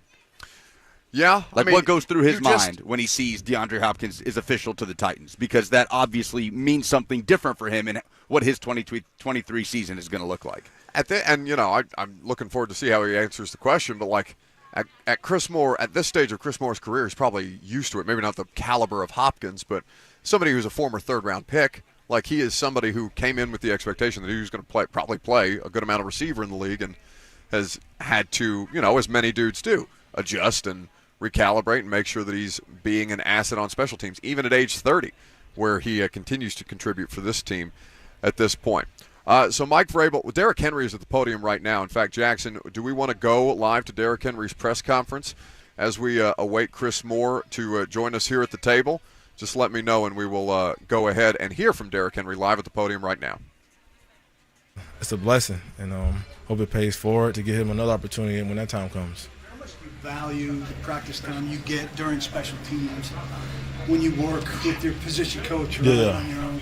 Yeah, just trying to come out and get better, and get some work in when they're doing special teams, and anything that I feel like I need to work on, just try to do that at that time. How do you do you predetermine what you're working on in the locker room, or? No. Just whatever comes to my mind that I want to do, I try to do it. Derek, you're a guy who's, the field's here grass, Nissan Stadium had been grass, they're making the change over to turf, having worked on the same turf in the bubble. What's your thoughts on being, facing this season, being on that this year? Yeah, I mean, we got to play on it. That's what the field is now. We've been on it for a year since last year, so kind of used to it. And then get a feel for it as the season goes on. Once you start playing on it, going full speed and tackling all that. But we played on turf throughout the years. The Colts and then Houston Texans have turf, so it's not really too hard to get used to. How different is it from some of the other turfs in the league? I think you got to keep water in it. I don't think it has I think it's more like coconut pebbles or something like that. It's just different from the normal turf. So I think that's a little different from it. So we'll see how it goes when we get out there. You look at this offense, over the last 4 years or so, it's revolved around you. How much pride do you take in the fact that you're the focal point of the offense? I mean, I think it's going to take everybody. I'm very fortunate to be able to help this franchise and be a big part of this offense. But it's going to take everybody. We're going to need everybody on hand, everybody to make plays, and it's enough ball to go around for everybody and get opportunities to help us each and every week, and got some great guys to make plays for us, so excited about that. Do you feel like that puts a lot on your shoulders, the fact that you're guaranteed you're always going to get the ball and then they run to set up the pass and stuff? I embrace it all. I mean, it don't matter. Pressure makes diamonds, so I ain't tripping at all. So whatever it takes, I'm gonna go out there and do what I can to help us win. Has Tim created ways to lighten the box more frequently with formations, with personnel, stuff like that? It's just been awesome to learn and being this new offense, challenge us to know a lot of things. So it's just been fun with that. And coming out here as an offense, I'm not going to give you anything, but just coming out here, learning, putting the plays together from the meetings, guys making explosive plays, guys improving every day, and then whatever new plays that we got, come out here and work on them and try to get the best out of it each and every day. Derek, Tim was obviously in the building last year, but as a play caller, what are maybe his defining attributes that you've noticed in his job? I think the energy Tim brings every day. That's the first thing I can think of. The energy he brings, making sure that we're locked in every day. Trying to give guys opportunity to make plays in different ways, which I think is very cool, and a lot of guys are excited about that, and just come out here and put the plays together. We're on the field. So that's Derek Henry at the podium. He's wrapping up his press conference now. Wide receiver Chris Moore going to sit down with us, and we'll catch up on how his day of practice went. A lot of competitive reps out there, particularly between the offense and the defense down the field, it felt like. Chris, how we living? Good. How you doing? Man, I'm doing all right. Just enjoying the sights and sounds of training camp practice. I know you've probably seen a few at this point in your career. It's probably not as football is always enjoyable, but at this point, at 30 years old, the grind of training camp, you understand how to manage these things. Oh, yeah. I mean, this isn't new to me. I come out here, I have a plan, I have a routine I do, so I definitely know how to navigate through training camp by now. So with Mike Vrabel is not often complimentary of people in the way that he has been very, very complimentary of your effort, your ability. He said, the only thing that I wish with Chris is we could have gotten him earlier in his career. Yeah. At this point, what's it like to have that kind of support from a guy like Vrabel who doesn't dole those things out very easily? Yeah, it's awesome. I mean, to be honest, I'm honored to have him make comments like that about me. I feel like that just shows my personality and like what I try to bring to the team. Honestly, I'm a work guy. I just come into the building and try to work, and that's my main goal, is just to work and just help any way I can to help this team win. So I'm sure that's something that you always had as a part of your work ethic and things like that. But at what point, like in the league, did you understand, okay, I'm just going to have, whether I thought I was going to come in and primarily play wide receiver or maybe primarily come in and play teams, whatever this looks like, I just have to find a role. Was there a certain point in your career where you felt like that kind of materialized? Man, I think the light bulb went off for me early in my career. When I first got to Baltimore and when I got drafted, our special teams coach, we were in a gunner meeting, and he showed me film of Matthew Slater, and he's like, this guy's been in the league for X amount of years just playing gunner, not even playing receiver. And I'm like, man, if I can make a living and make a career just doing that, like that's whatever they ask me, I'm gonna do from there. Because it's like once you get your foot in the door, you got blessed with the opportunity to be here, and after that, it's just about staying here. So whatever a team asked from me, I was down to do, just as long as I got to play football.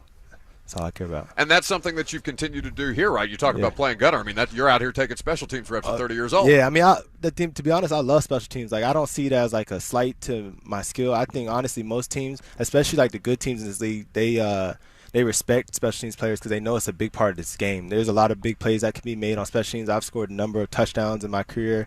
I've flipped the field. I've done a lot of things to help a team win on special teams. So if I'm out there, that's all I'm trying to do is help this team win. Do you feel – because I understand what you're saying about, like, some people may frame it almost as a derogatory situation when it's a very, very critical part of field position and trying to capitalize on opportunities offensively or defensively. Definitely. I think that you know, those kind of things, it's almost like offensive line play. Like, not all of us understand the intricacies of offensive line play. Yeah. You see what happens and you kind of understand that that's a part of the game, but not quite to the extent that, of course, special teams and the value that you guys bring on a regular basis is. Yeah, like I said, it's just as important as offense and defense. There's so many things that can happen out there that it's not just another play. It's not a play that as a player you can take off, or as a fan, like, you may not understand what's going on, but there's a lot of scheme going on. There's a lot of one-on-one matchups that honestly, if you lose that matchup, that can decide the whole field position. That could be a touchdown on punt return. It's just, I always believe it's a critical point in this game. I think maybe coming from college, a lot of guys, like, I think that's where that mindset came from. Sure. Like, oh, you played special teams in college, you weren't that receiver. But here in the league, some of your starting receivers are going to play special teams sometimes. It just depends on what team you are on. Wide receiver Chris Moore hanging out here with us after Titans training camp on 104.5 The Zone. So we'll talk about your teammates and kind of the atmosphere that you guys have had over here the last couple of months since you're signed. But working with Rob Moore as your wide receiver coach, how big of an asset has Rob been to you thus far, and what do you feel like you've learned from him in at least the early goings? Yeah, I mean, he's awesome. I love him. As a player, you always love to have a coach that is played in the league himself.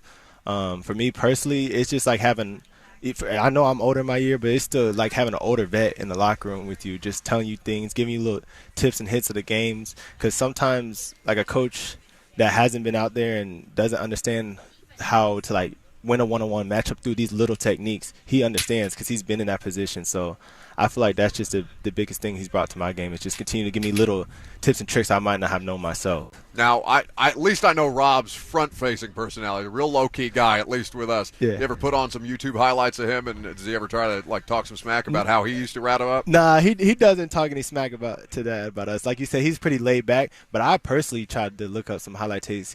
Sadly, he's a little older, so he's nice. He was nice. It's hard to find him though, but I found some. There was one where he was like playing in a game with a broken wrist and still like had an amazing game. So that just shows like what type of man he was as a player, and I feel like it carries over to him as a coach. How have you felt about the competition, like, within your guys' position group right now, and everybody seems to be elevating their game at this stage, or at least elevating their practice reps? Yeah. How have you felt like that's played itself out? I mean, I feel like it's good. Everybody's out here competing. I personally don't think everybody's just like settling because of who's here and what position they've already seemed like they're going to be in. I think everybody's still grinding every day to try to get better, and we're all pushing each other. And I think, like, with bringing D-Hop in, that just helped our room be even better. And just for younger guys to see how he plays and how he practices, that helps a lot too. So it's been great. When you saw the news that he was signing here, what was your initial reaction? I mean, I was excited because, like, I personally, I watched him. That's one of my favorite receivers in the league. Like, I always thought his ability to catch the ball and make contested one-on-one catches is amazing. So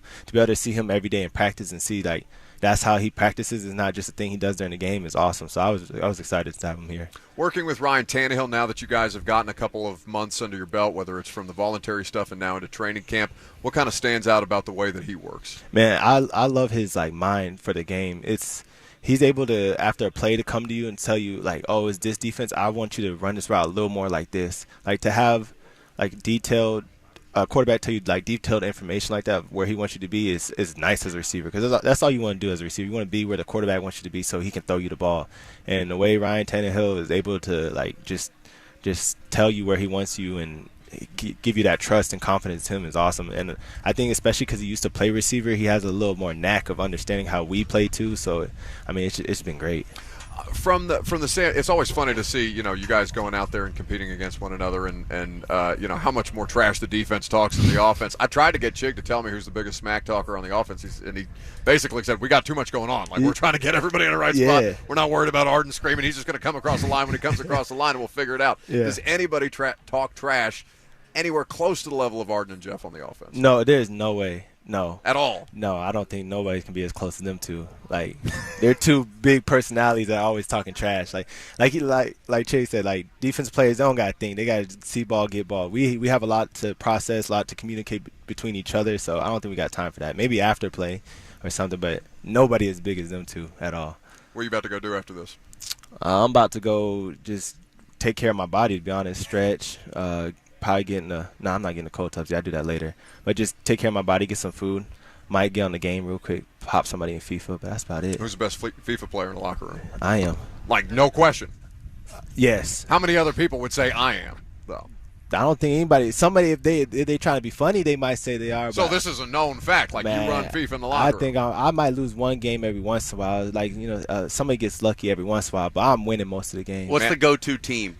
Oh, well, we're at the point now where we random. Oh, nice. Like, we played with every team, and we random the teams and just get to cool. But if you had a go-to, if you get to pick, who you going with most of the time? The team that I've been playing with a lot is Atletico Madrid. Nice. I don't know why, but I just like how they play, so that's what I've been playing with. I don't think I've gotten so many fights in college over FIFA games. Yeah. I feel like one of the most heated conversations you ever had with your friends. Think of Atletico like the Titans version of La Liga in the way that they play. I like that. Spain. Lucas has to dumb things down for me when we get into soccer stuff. It's a blind spot for me. Chris, appreciate you stopping by. Continued health and success, and looking forward to watching you guys continue to compete out there on a Saturday night. Thank you. I appreciate you having me. That's wide receiver Chris Moore hanging out here with us. We'll hear from Mike Vrabel at the podium coming up next.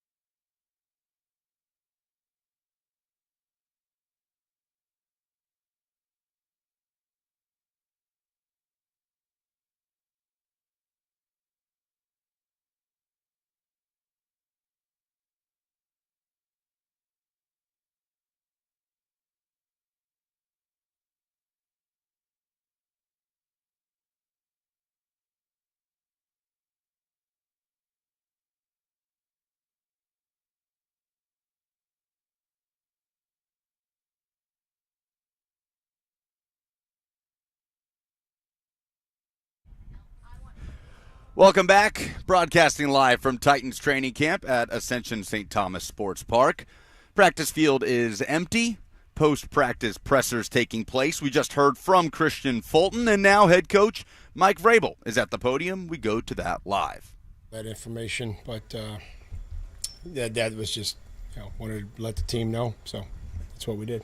Has these been from the start of camp? Like he's around the football a lot, maybe not. Yeah, he is. I think just his intensity and his leadership has been really good. Again, I've always enjoyed the conversations with him off the field. So, sitting down, having lunch, having breakfast, getting to know him personally.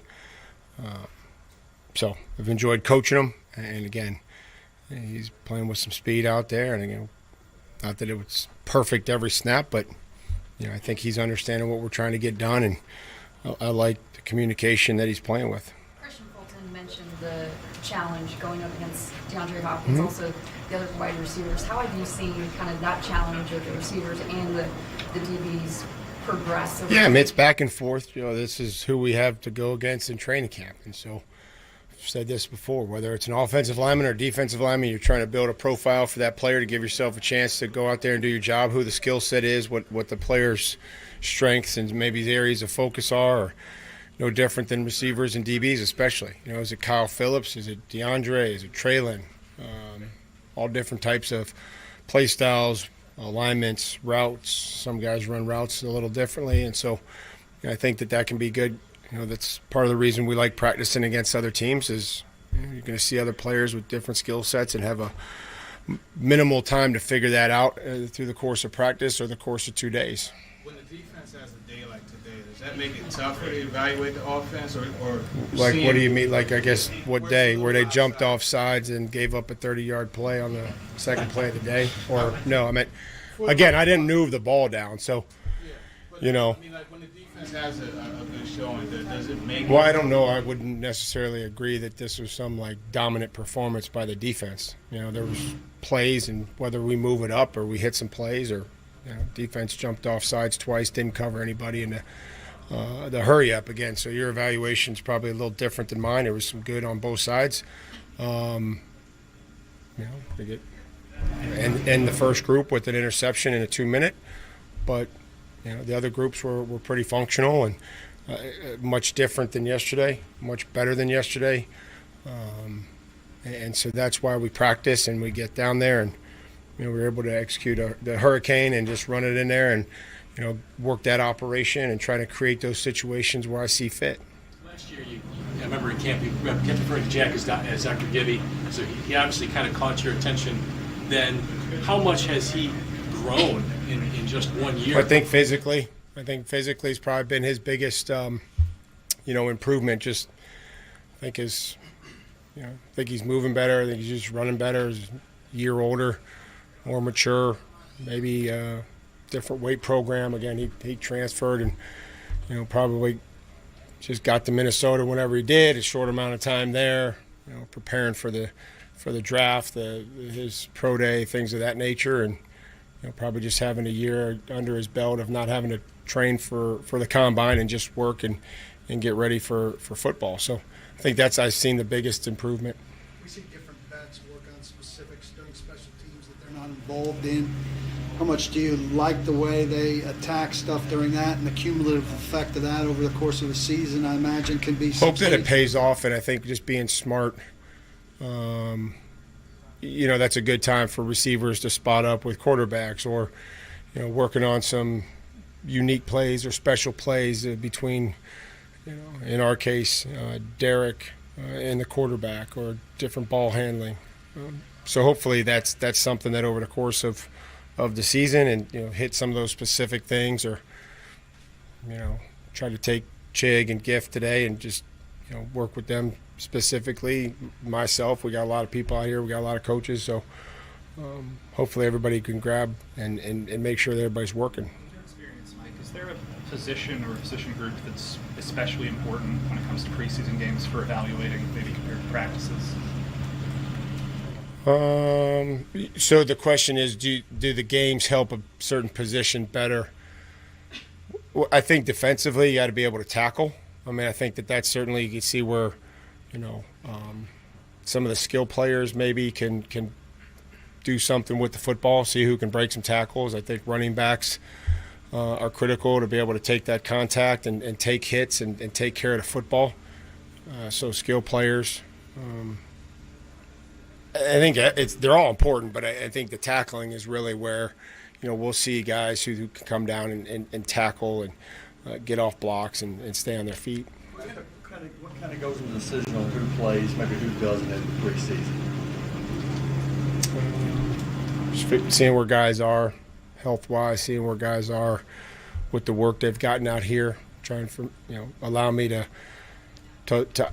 identify the work that they've gotten in, and then say, okay, well, this is what we haven't gotten in. Let's get this player some more work in this particular situation. Was the carded stuff Chicago? No, not yet. That's just the carded stuff. No, those are just periods that we just try to exchange that. Maybe the offense isn't going to be able to run 8 screens through the course of practice. So we'll just jog through the screens instead of having a coach or a backup offensive lineman be a pass rusher. We just bring some of the other guys down there, explain to them what we're looking for, that this is just to service the offense, or the defense may need 8 plays of empty, and that they wouldn't get that. So it's kind of just based on what we need, and Shane and Tim and myself just trying to figure out what that is. And it's a little break, I think it's just a teaching progress that takes some of the speed off, some of the contacts, some of the collisions, and allows us to, work in a jog-through pace. Sorry. What have you seen from Willis, just as far as like his ability to move within the pocket and not flee? Well, again, there's times where you have to use your ability, and that's his movement and being able to escape and run is something that he has to be able to do. But then also being able to keep his eyes downfield and being able to when guys break like they did today. I thought that was a really cool play there with Whyle, which would have been another long gain for the offense if you're keeping score, Teron. But I thought that was a really cool play, like just sliding over there and not just taking off and running, which he probably would have gained some good yards, but being able to look downfield and keep his eyes downfield, it really forces the defense into coming out of coverage or plastering, and then at that case, then Malik's got to make a great decision and take off. Where do you think Will Levis is? Well, I've seen him make some really good throws. I've seen command at a huddle. I think that just explaining to these quarterbacks that the other 10 players are responsible for your performance. And so you need to make sure that they know where to line up. Sometimes guys make a mistake. There's a lot of formations, but the quarterback's job is make sure that everybody's helping them do their job. Starts with lining up. The operation at the line of scrimmage, I think, is better. I've seen him move receivers into splits that they're supposed to be in.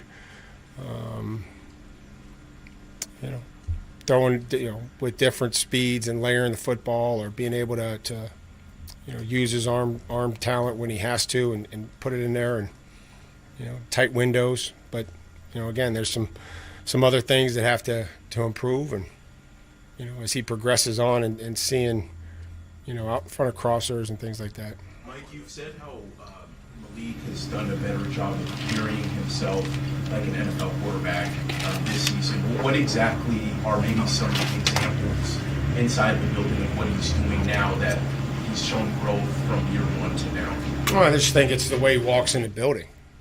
I think that when he's there, and I'll just leave it at that. I think that's the biggest thing, is that you know when he's in the building, that there's a presence to him, kind of bopping around, and that's the biggest thing to me, is that he's there, and not just being there. He's there, he's engaged. You hear him, you see him. Those are all positives. That is Titans head coach Mike Vrabel at the podium after practice at Ascension St. Thomas Sports Park. When we come back, see if we can hear from Christian Fulton's appearance with the media a little bit earlier. One more hour live from Titans training camp on 104.5 The Zone.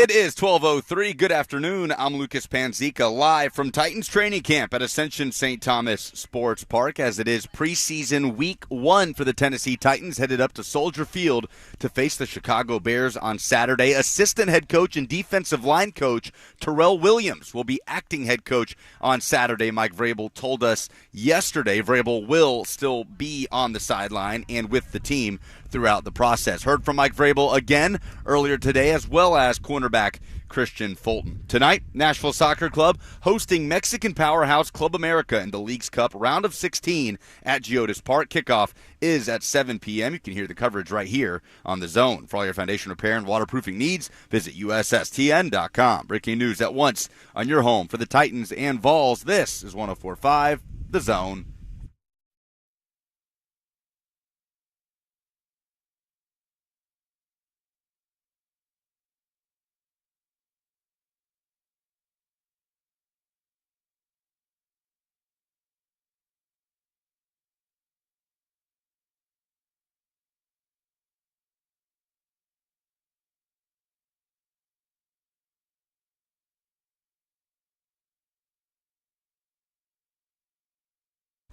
Welcome back. Hour number 3. The practice field is clear. Christian Fulton, Mike Vrabel have met with the media. Lucas Panzica with you. Greg Cosell going to sit down here in a few minutes. I believe this is his last day in Nashville observing Titans training camp, so he'll give some takeaways. Some interesting stuff from both Christian Fulton and Mike Vrabel. We did not get to carry Fulton. We'll have to play that for you a little bit later on. Mike Vrabel commenting on the development of the quarterbacks. Malik Willis specifically getting some of that love today from questions from the media. And then Christian Fulton talking about a massive offseason for him as he heads into a contract year, looking to get through an NFL season healthy for the first time in his career, talking about what the front seven specifically has done with the defense here throughout the course of training camp. So we were carrying the first few minutes there. We caught most of the Mike Vrabel press conference. Did not catch the last 45 minutes. I'm noticing lately, Buck, that Vrabel's pressers have ended in laughter a lot lately. Yeah. What was everybody giggling about? Sam got peer pressured into asking a question for TikTok, apparently, and that was the nature of the laughter. What was the question? What do you have your wife saved in your phone as? What was the answer? Jen. Okay, gotcha. Do you have Megan saved as a also welcome in third hour? Greg Cosell is going to sit down here with him. In fact, I already Greg's did that here part. with us now. Oh, you already opened up everything, did you? Megan in my phone is saved as Porky with a teacup baby pig as the profile because when we first started dating, I noticed she snorted when she laughed, and I thought that was funny. And that was your girlfriend is saved in your phone yes, as Porky. but like in an endearing way. Excellent. Yeah, I rebuke that in the name of Jesus. That's exactly right, Caleb Farley. Greg Cosell is here with us now on 104.5 The Zone. Greg, do you care to divulge what you have your wife saved in your phone as? Probably Deborah. that's You know what? It's the exact same face that Mike made. He kind of scrunched and then looked up and said, I'm pretty sure it says Deborah. We're going to look at that right now. Let's see. It'd be in my favorites. Who pressured Sam into asking It says that? Deborah. Yeah. Probably our boss is he Sports. Yeah. If you can get a TikTok out of practice, I guess maybe worth a shot. But we're not here to talk about TikTok. Somehow I don't think Porky would go over well. Generally. Yeah, I mean, that would just be my sense. Well, it's the teacup pig that's the picture that makes it okay. No. Well, I just think, again, your significant other and the picture of a pig is not something that I'm sure she appreciates. It's a baby pig. It's a baby pig. Okay, baby pigs are cute, I suppose. Greg, you've been good enough to hang out with us the last couple of days of practice. I know you got to ship off for Philadelphia later this afternoon, but on the second day of practice, a lot of tempo work. A lot of tempo work offensively. What they focused on, it seemed today. Yeah, and I think you'll see more of that this season. Look, Derrick Henry's still a very good player, and he'll still be featured in the offense. But I don't think that the foundation every single week will be, let's just give it to Derrick Henry. I think that will become opponent-specific. I think it will become what they feel they can do with the talent. There's more talent now. My sense is, and D-Hop, as everybody knows, was not out here today. I think, according to you, Buck, was really the first practice that he missed. I'm sure it was probably planned. Yeah. So, my sense is right now in 11 personnel, they would probably, the 3 wide receivers would be D-Hop, Treylon Burks, and Phillips, and that's really not a bad group. And in talking to some of the coaches, I heard really good things about Treylon Burks and his growth from year 1 to year 2. I remember watching him coming out of Arkansas. He's a very talented kid. He's 6'3", he's 215, 220. He's got big hands. I was watching him in the wide receiver drills today. He catches with his hands. Yeah. He snatches the ball. I would expect him to take a meaningful leap, whatever that means in terms of numbers. No one can answer that now. But, obviously they have Chig, who I thought toward the end of last year with an offense that was, I don't want to say dysfunctional because that's not the right word, but an offense that was struggling certainly toward the end of the season. But he improved, and you could see that, and he's another player that can line up anywhere within the formation. You can attach him next to a tackle. You can detach him. I think that they're excited about what Taji Spears brings to the equation because he can detach from the formation. He's a very good receiver.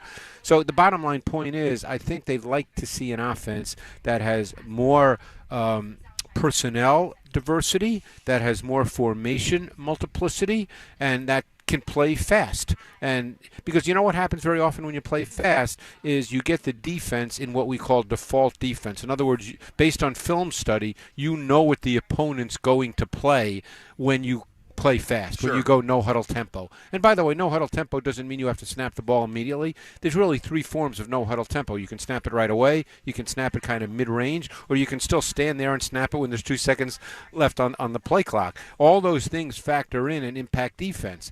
So the point is I think offensively you'll see a lot more multiplicity and diversity with what they do. It's such a great, I guess, point to kind of transition into, because I've always been curious and I'm sure it varies from coach to coach and it doesn't have to be one or the other, I suppose, but like the idea of, do you want to be really, really good at a certain thing as an offense, or do you want to be schematically versatile that way to be able to do a variety of different things? One would think it would be the latter, but I don't speak to as many coaches as you. And I think it also depends on your personnel. I mean, obviously you have to play to your personnel. Let's say you're starting a rookie quarterback. With very few exceptions, there's always an exception of a guy who's super intelligent and gets it right away. But if you're starting a young quarterback, very often there's certain limitations that imposes on your offense just because he hasn't done those kinds of things in college, hasn't seen enough, and it becomes incremental in working through that. Oh, Malik said it yesterday, fewer surprises. Right. I happened to speak to Charles London, who's the quarterback coach, and we were actually talking about Desmond Ridder because he was in Atlanta last year, and obviously Ridder started the last 4 games. So we were talking about Ridder and his development, and that just takes time. But now you have a veteran quarterback in Tannehill who's basically seen everything.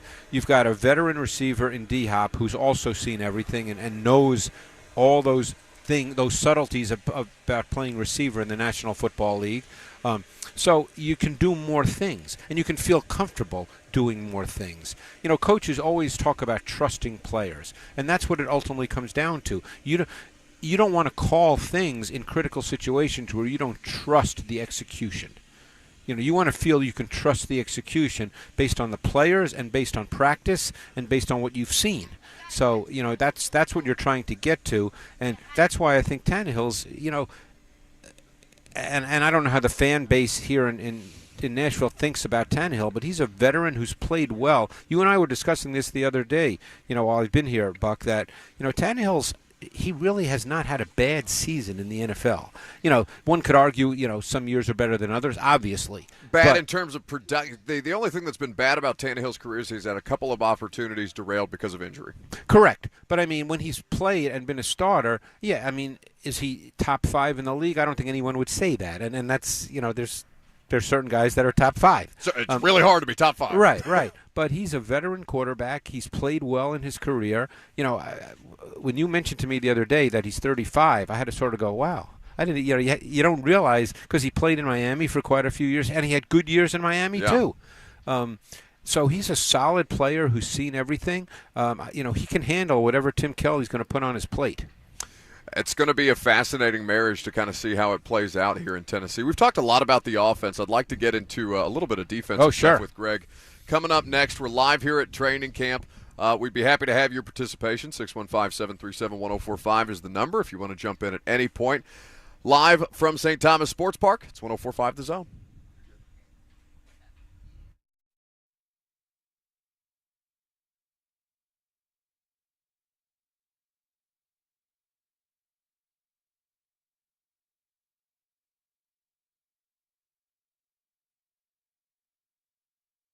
Central Barbecue is what's on my mind because lunch is right around the corner. Whether it's lunch or dinner, Central Barbecue in Hillsborough Village is your place to go. 21 years of serving Memphis-style competition barbecue that they've brought here to Middle Tennessee. Hillsborough Village, like I said, is where you can go check out their location. It's the Old Sportsman's Grill for those of you who have been in Nashville for a while. So many great options, whether it's the brisket or chicken tacos that Lucas and I just completely feasted on the other day. It was a bit of a demolition derby in the break room, scrambling to get to the Central Barbecue brisket tacos ASAP. They've got smoked wings. They've got all kinds of great daily specials. As a matter of fact, it's $2 Tuesday at Central Barbecue, so you can go check out all of their great offerings at cbq.com.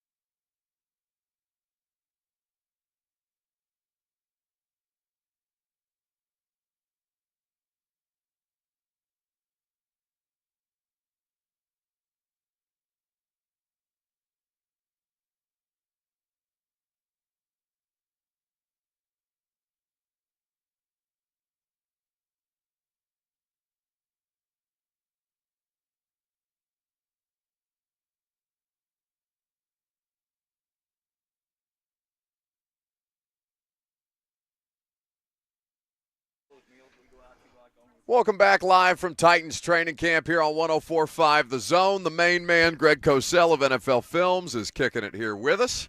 615-737-1045 is how you can join the conversation before we turn things over to Blaine and Mickey at 1 o'clock. Greg and I were just talking about a couple of different things on the defensive side of the ball that we were interested in. And I know, Greg, you were looking forward to having a couple of different conversations out here throughout the time that you spent at Titans training camp, sending you back to Philadelphia at the end of the day. What do you make of this defense right now? You and I have talked about this on the install on a regular basis, but having seen them in practice, having seen how they operate, having seen how they're coached on a more intricate level, what have you kind of taken away over the course of the last 2 days? And I also, last week, knowing I was coming here, rewatched a ton of their defense from the 2022 season, because obviously the coordinator is the same, Shane Bowen. Mm-hmm. And, there are certain things that they do, which the tape shows you. I think they do it well. I think if you look at the core group of this defense, and again, every coach will tell you, hey, as long as we can stay healthy, but every coach will tell you that with every team. But I think if you look at kind of their main group, this is a pretty solid defense, Buck. I mean, their front's going to be really strong in my view, and that's where they do have a lot of depth. Yeah. Obviously, I think the linebacker position, they brought in Al-Shaair from the 49ers, and he's just a really solid pro, and he's a guy that obviously was playing with the best linebacker in football, Fred Warner, and another really good linebacker in Trey Greenlaw, and he knows what it takes to be a solid player and to prepare, so he's going to play. To me, the big question is who will be the linebacker when they play dime, because one thing that the Titans do, and of course the tape tells you this as well, is when they get to third down, they play dime, meaning 6 defensive backs, and they only have one linebacker on the field. So the question is, who will that linebacker be? Now, they brought in someone who probably not a lot of people know of, named Ben Neiman. Mm-hmm. And Ben Neiman, a few years ago when he was with the Chiefs for about 2-3 years, he was the Chiefs' dime linebacker. So, again, there'll be a competition. I'm not sitting here today saying he's the guy. We don't know that yet.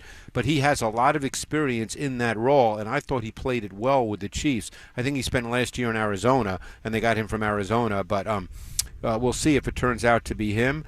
A player that intrigued me from rewatching the tape, and I think out here you kind of notice him as well, is Gibbons. Yeah. And he's long. He's athletic. He's not the best athlete out there, but one of the things that and certainly defensive coaches talk this way, we've used this word before, you can trust him. He's savvy, he's smart, he sees things, and at times that can make up for maybe a lack of higher level athletic ability because you just see it quicker.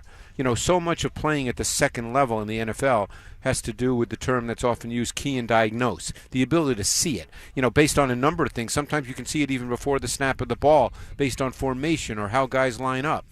And it just popped into my head. I remember sitting in my office at NFL Films years ago with Jeremiah Trotter, the former Eagles linebacker, and we were watching tape. And the first thing, every time a play would come up, he'd immediately point out something about, oh, look at the back. He's 1 yard closer to the line of scrimmage. Oh, look at the tight, that's the way they're trained. Right. And if you see that stuff right away, very often that gives you an indicator of what's coming. Yeah. And, I think Gibbons is that guy. Well, and you can see that Mike Vrabel trusts him, like in the way that Mike talks about him.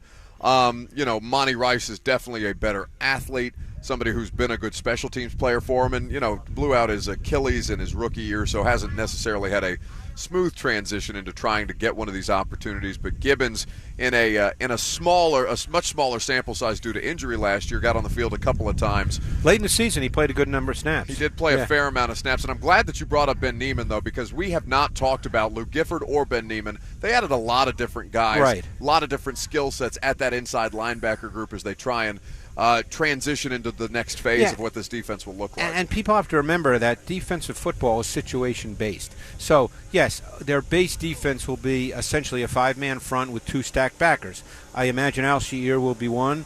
We'll see who the other one is. It could well be Gibbons. Then you're going to play nickel, where there's also 2 linebackers on the field. We'll see who those 2 are. Then you're going to play dime, where there's only 1 linebacker on the field. We'll see. Yeah. So it's all situational, and it could be different guys. So, I think that's what this competition is for. My guess is Al-Shaair would play when there's two linebackers on the field, both in the base and the nickel, and who plays with him in those remains to be seen. We'll see. We'll see the dime situation. But I think their front seven, or their front group, particularly the D-line, that's going to be really good. And they have a lot of options there with a lot of players who can line up in different spots. We know Autry can line up outside or inside. We know Arden Key can line up outside or inside. I was actually, I thought of a play from a couple of years ago where it was a Monday night game where they sacked, I think they won the game against Buffalo 2 years ago on a Monday night game, where they sacked Josh Allen, and they actually had Landry on third down standing up sort of in the middle of the field, and he ran a great stunt with Jeffrey Simmons, and they sacked Josh Allen. Yeah. So Landry is kind of a movable chess piece as well when you get to those third and long situations. So they have a lot of options on third down. That was such a great game. I believe that came down to Josh Allen on 4th and 1 trying to sneak it, and Jeff Simmons, I don't know if Josh slipped or if Jeff caught him, but either way, both of those it looked things, like the Bills were going to win the game. They were right there on the goal line. Yeah. And the Titans defensive staff, they obviously, and I know you talk to a lot of coaches in a lot of different places, Greg, but just when I have the opportunity to have some exposure to guys outside of the Titans facility, it does seem like a lot of defensive coaches will just throw on some Titans tape every once in a while to kind of see whether one of the defenses that teams want to see what they're doing and to see what they can maybe take away and apply. And what's interesting, when you watch the Titans on third down, and I did a lot of that last week, is they don't blitz a lot on third and long. They rush 4 because they can get there. They can impact the quarterback. That's the goal. Obviously, everybody looks at sack numbers, and they're a good sack team. They do get sacks, but you're trying to speed up and impact the quarterback. And the other thing, too, is football is a numbers game and an angles game. And if we start with the numbers part of it, if you can rush 4, then you have 7 in coverage. And they play a lot of man on third down, and that's probably a philosophy, but that's what they do. They play a lot of man. Now, they play different forms of man. They play 2-man. They play basic, what's called cover 1, where there's a deep safety. They play what we call cover 1 robber, and very often then they'll bring Byard as kind of the robber right in the middle, and there's a deep safety behind him, because Byard's very good at that. The only time, they won't do that when they play a really good tight end, because when they play man on third down, they want Byard matched on the really good tight end. But if they feel the tight end they're playing against is not a higher level receiving tight end, he's not, like if they play the Chiefs, Byard will match up to Kelsey. Right. But if they're playing a team that doesn't have, a top 5, top 6 tight end, very often the tight end matchup might be someone else. It could be Hooker. It could be someone else. Greg Cosell of NFL Films is here at Titans training camp with us. Greg has been kind enough to lend his insights and analysis to us over the John Deere in the background over the course of the last couple of days. My nemesis, the lawnmower. Right. Every day, me and Terry Porch going back and forth to see who could make more noise. I think that it was fun. I think you've had now 2 Mike Vrabel press conferences under your belt. They're fun. You're a seasoned They're fun. media member. They are fun. You know, I think a lot of people think that we don't enjoy the back and forth, but I do think that it keeps people on their toes more, and I do think that it ultimately lends itself to better questions. And somehow, you know what I was not surprised by at all? What's that? That he's not an emoji guy.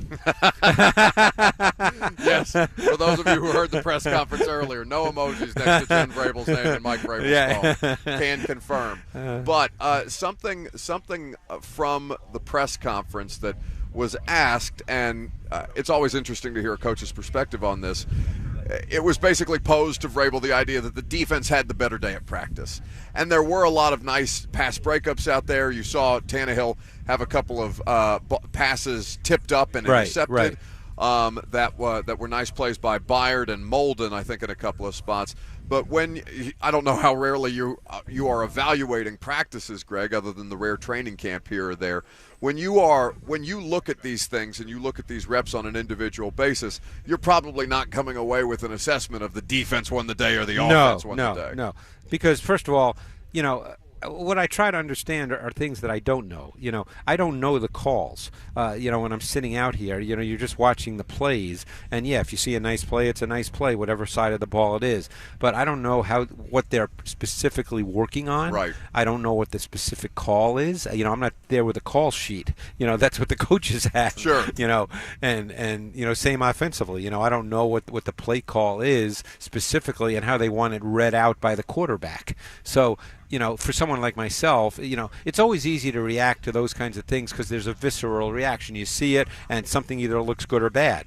But, I try to step back from that and understand what I don't know about the particular situation. So I don't necessarily sit there and say, oh, boy, the defense is ahead of the offense or the offense is ahead of the defense, because I don't know what they're specifically working on.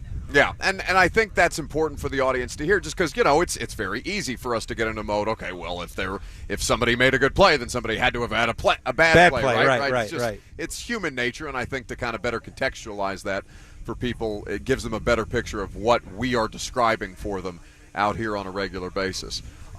With the preseason games up ahead, I know that we look at the preseason games on the podcast a little differently than most might, but from the quarterbacks in particular, what would you like to see from Malik Willis and Will Levis? Understanding that these things are not going to be heavily schemed, they're not going to be throwing a lot of exotic blitzes and simulated pressures and things like that from the defense.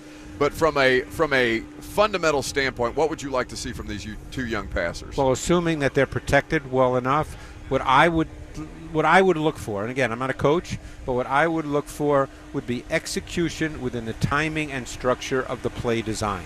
That's what I think you're looking for.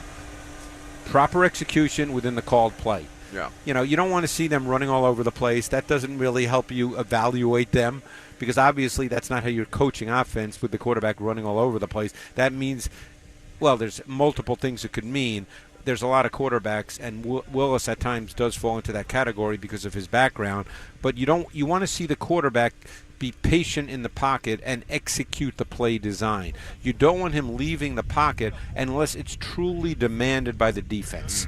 Whether the offensive line makes a mistake, you're not going to get a lot of blitzes. It's a first preseason game, so you're not going to get any sophisticated exotic blitzes that you're not prepared for. It's going to be relatively basic on both sides. So you're just looking for execution by individual players. And I actually talked to a couple of coaches about that. That's what they're looking for. There's not going to be a lot of schematics. Yeah, and that this is obviously the way that the preseason has been for quite some time at this point. Are there any, league-wide, and I didn't necessarily ask you this question before we started our segment today, but it is a good opportunity for fans to get to see some of the rookies or new players in new spots. Are there any rookies that you're particularly interested in now that the preseason is upon us, whether that's quarterbacks, wide receivers, defensive backs? There's a lot of fun players in this year's rookie class across the board, of course. Yeah, I mean, there's players who I'm anxious to see. I don't know how much I'll take away from the preseason unless there's an extreme. Unless a guy is unbelievable, great, or unless the guy is really, really bad. But other than that, I mean, am I very interested to see a Bryce Young, of course, and Anthony Richardson, a C.J. Stroud. Certainly I'm interested in those guys. There were a couple of receivers I really liked on tape from their college tape, Zay Flowers from Baltimore and Jonathan Mingo, who's with Bryce Young in Carolina, who people in the SEC would remember because he played at Ole Miss. So, there are certain players that I particularly like their college tape, and I'm sure there's more. I just, can't think of them all right at this moment. But, yeah, those guys, am I interested? Sure. But, I mean, but the preseason for me, because I'm so – I've sort of evolved over time, Buck. Obviously there's individual players I do watch because you have to watch some individual players. And obviously if I watch Tennessee, because I talk with you every week, I'm conscious of individual players as well. But I've really become fascinated by the tactics and schematics of the game, much more so than, let me chart the left guard. You know, so and you don't see this tactics and schematics in the preseason. Right. So therefore, the preseason to me is I watch it. I watch some of it because I sort of have to, but I don't take a ton away from it because, again, I don't know what different coaches look for different things in the preseason, and I don't know what that is. Yeah, it's just, it's for me like Anthony Richardson embodies a lot of what I'm looking forward to in preseason play, right? A very, very raw player who's got incredibly high-level athletic ability, and who I'm just generally curious because I know what he looked like in the SEC. Now I want to see, what the next step of that is and how much progress he's made from the player that I last saw on the field against Tennessee, for example. And very often quarterbacks that can run end up showing really well in the preseason because they tend to run because they drop back. Maybe they don't see it as quickly as they're going to as they gain more experience. Oh, Malik's still dipping out of the back of the pocket. Right, and then they run around and they make great plays, and people get excited. That wouldn't excite me because, number one, if you're talking about Anthony Richardson, if he does that, first of all, we know he can do that. That's not an advancement in his game. Yeah. We know he can do that. Just like Malik Willis. If Malik Willis, on I guess it's a Saturday game, right, this week?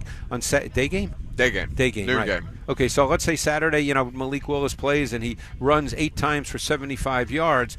I wouldn't necessarily look at that and go, wow, that he's really improved, because we know he can do that. Yeah. That's not what we're looking to see, and I guarantee if, and Mike Vrabel actually sort of addressed this a little in a question about Malik Willis, that's not what they're looking to see either. Yeah. They're looking to see him execute the offense and get the ball out of his hands.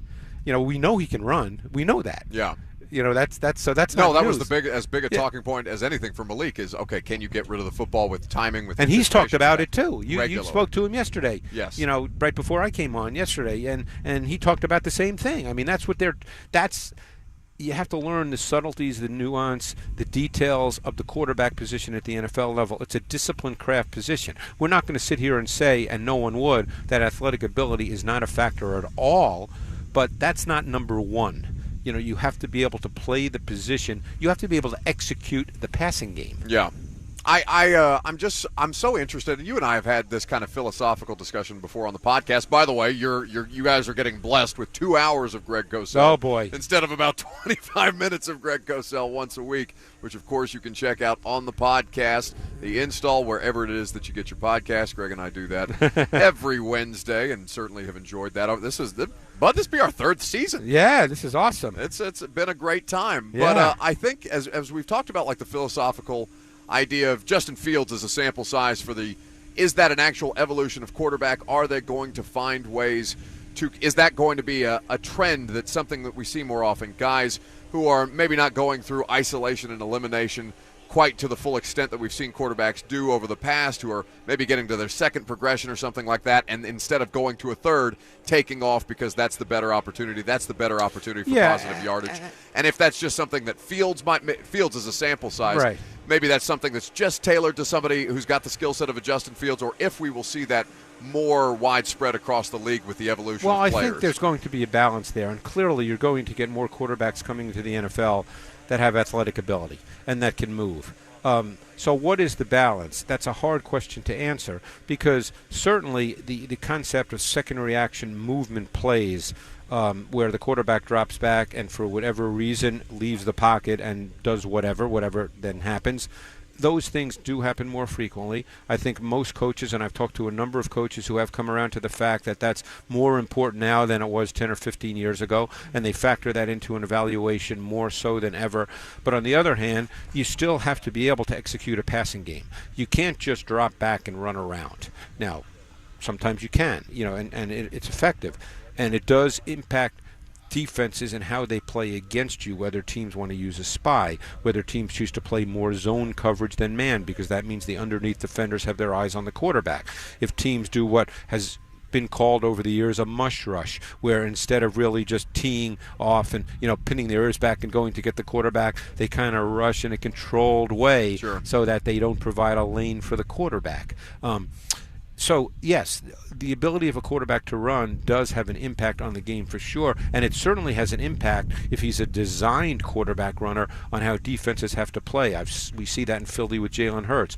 We see it in Chicago with Fields. We'll see it in Indy with Anthony Richardson for sure. If Malik Willis gets an opportunity, we'll see if we see it here. But at some point, you still have to be able to drop back and deliver the football, and that's why it's a very tough balance, Buck, because how do you get a guy to learn what is required to do that with some level of consistency if he's leaving the pocket all the time? So it's not a mathematical equation. You can't say, okay, here's A, here's B, or here's 1, here's 2, here's 3.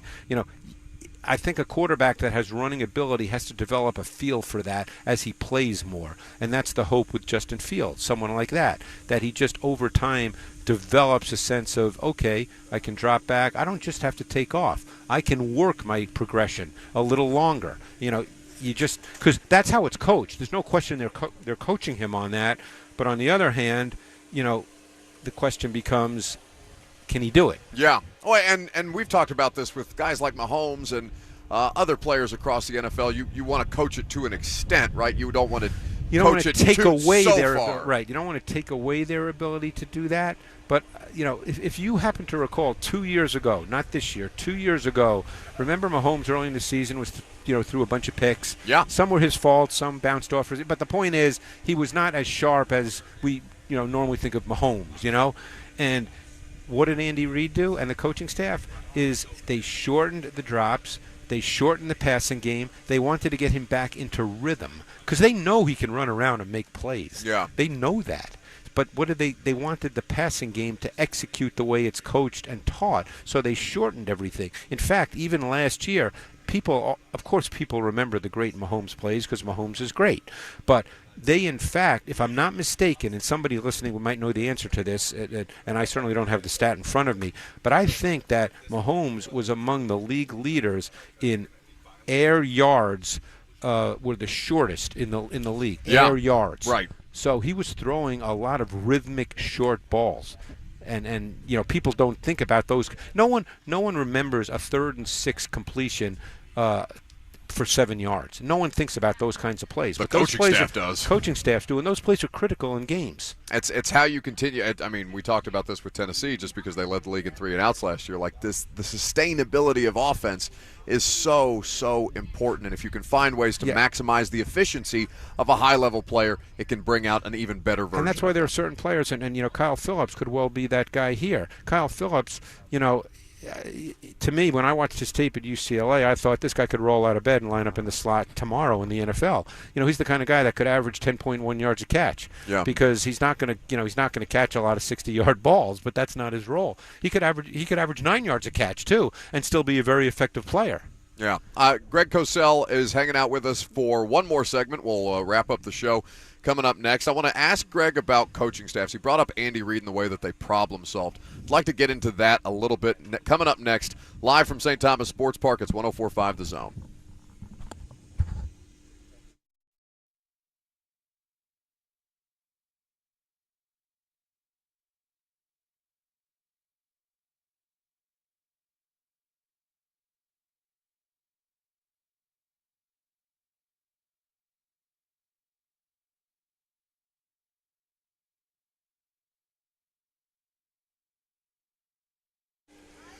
PhD Weight Loss helped me drop 58 pounds, and they can do the same for you. It's an incredible program that is so easy to execute. We're over here with Greg talking about execution and efficiency. There is no more efficient way for you to drop the weight and to keep the weight off than PhD Weight Loss. In fact, they are so confident that their program will work for you in the time frame that they allot, that if you do not get within 5 pounds of your target healthy weight loss goal, they will continue to coach you for free until you do. Like I said, this is a process that I went through myself. You guys know the whole bit that we were doing 200 by training camp last year.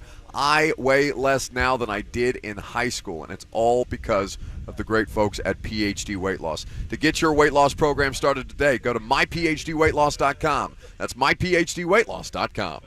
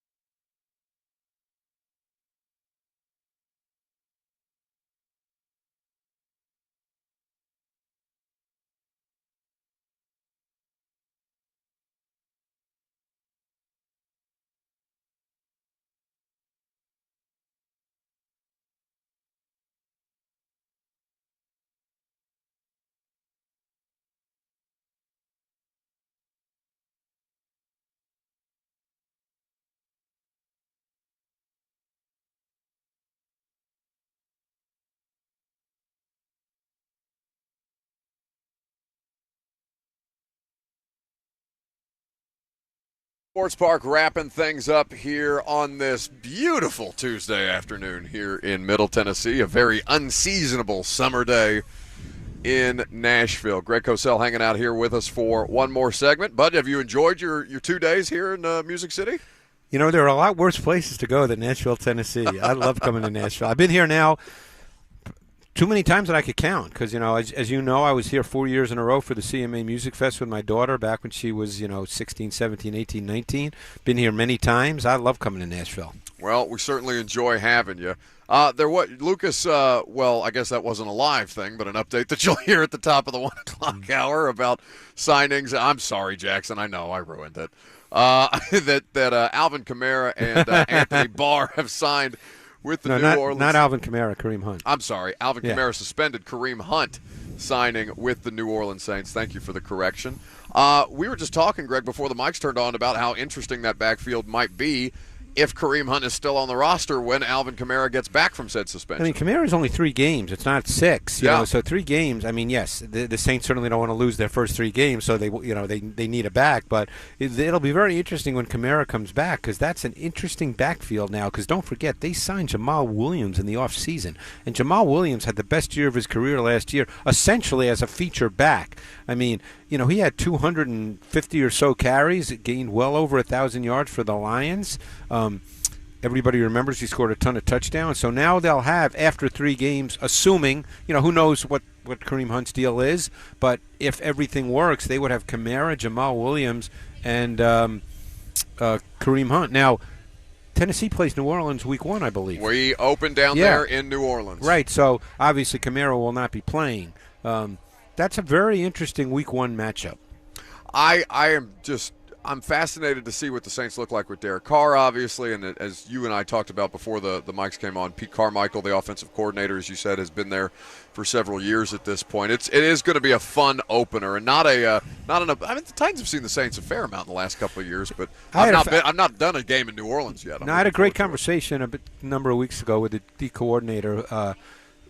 Who's played against Derek Carr quite a bit, and I asked him about Carr because Carr to me has always been, I feel pretty comfortable when I watch quarterbacks. Carr to me has always been a little bit of an enigma because I think he's talented. He can throw a beautiful ball. Yeah. And this coordinator really had good things to say about Carr, and he talked to me, and I don't want to get into a lot of the details just because sometimes with those conversations, privileged information. Yeah, but I mean, it obviously didn't work under Josh McDaniels, and he explained to me the reasons why, which I'll leave out for the moment.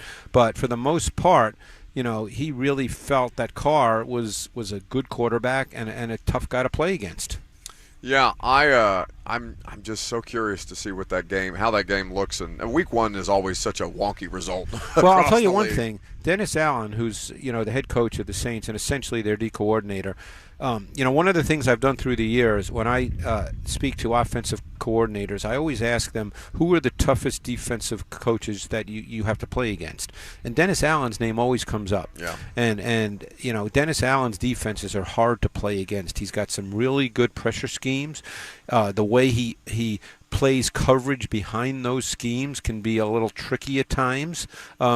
So it'll be an interest. That they're working on that. I mean, that's part of what they're doing now. I mean, obviously they're looking at the footage, from practice, and they're working through all that. And I guarantee that Mike Vrabel will tell you, hey, all we're interested in is tomorrow. I mean, that's the way coaches talk. But I guarantee as soon as the schedule came out, they started really breaking down in detail the Saints defense. He's the main man. He's Greg Cosell. He's heading back to Philadelphia after we wrap up here. Greg, it is always great to see you in person, always great to talk shop, and thanks for sticking around. Oh, this was awesome, Buck. Thanks so much. We certainly enjoyed it. You can check out the Install Podcast every Wednesday with Greg. We're back at it tomorrow in studio. No open practice for us. Blaine and Mickey have got you coming up next.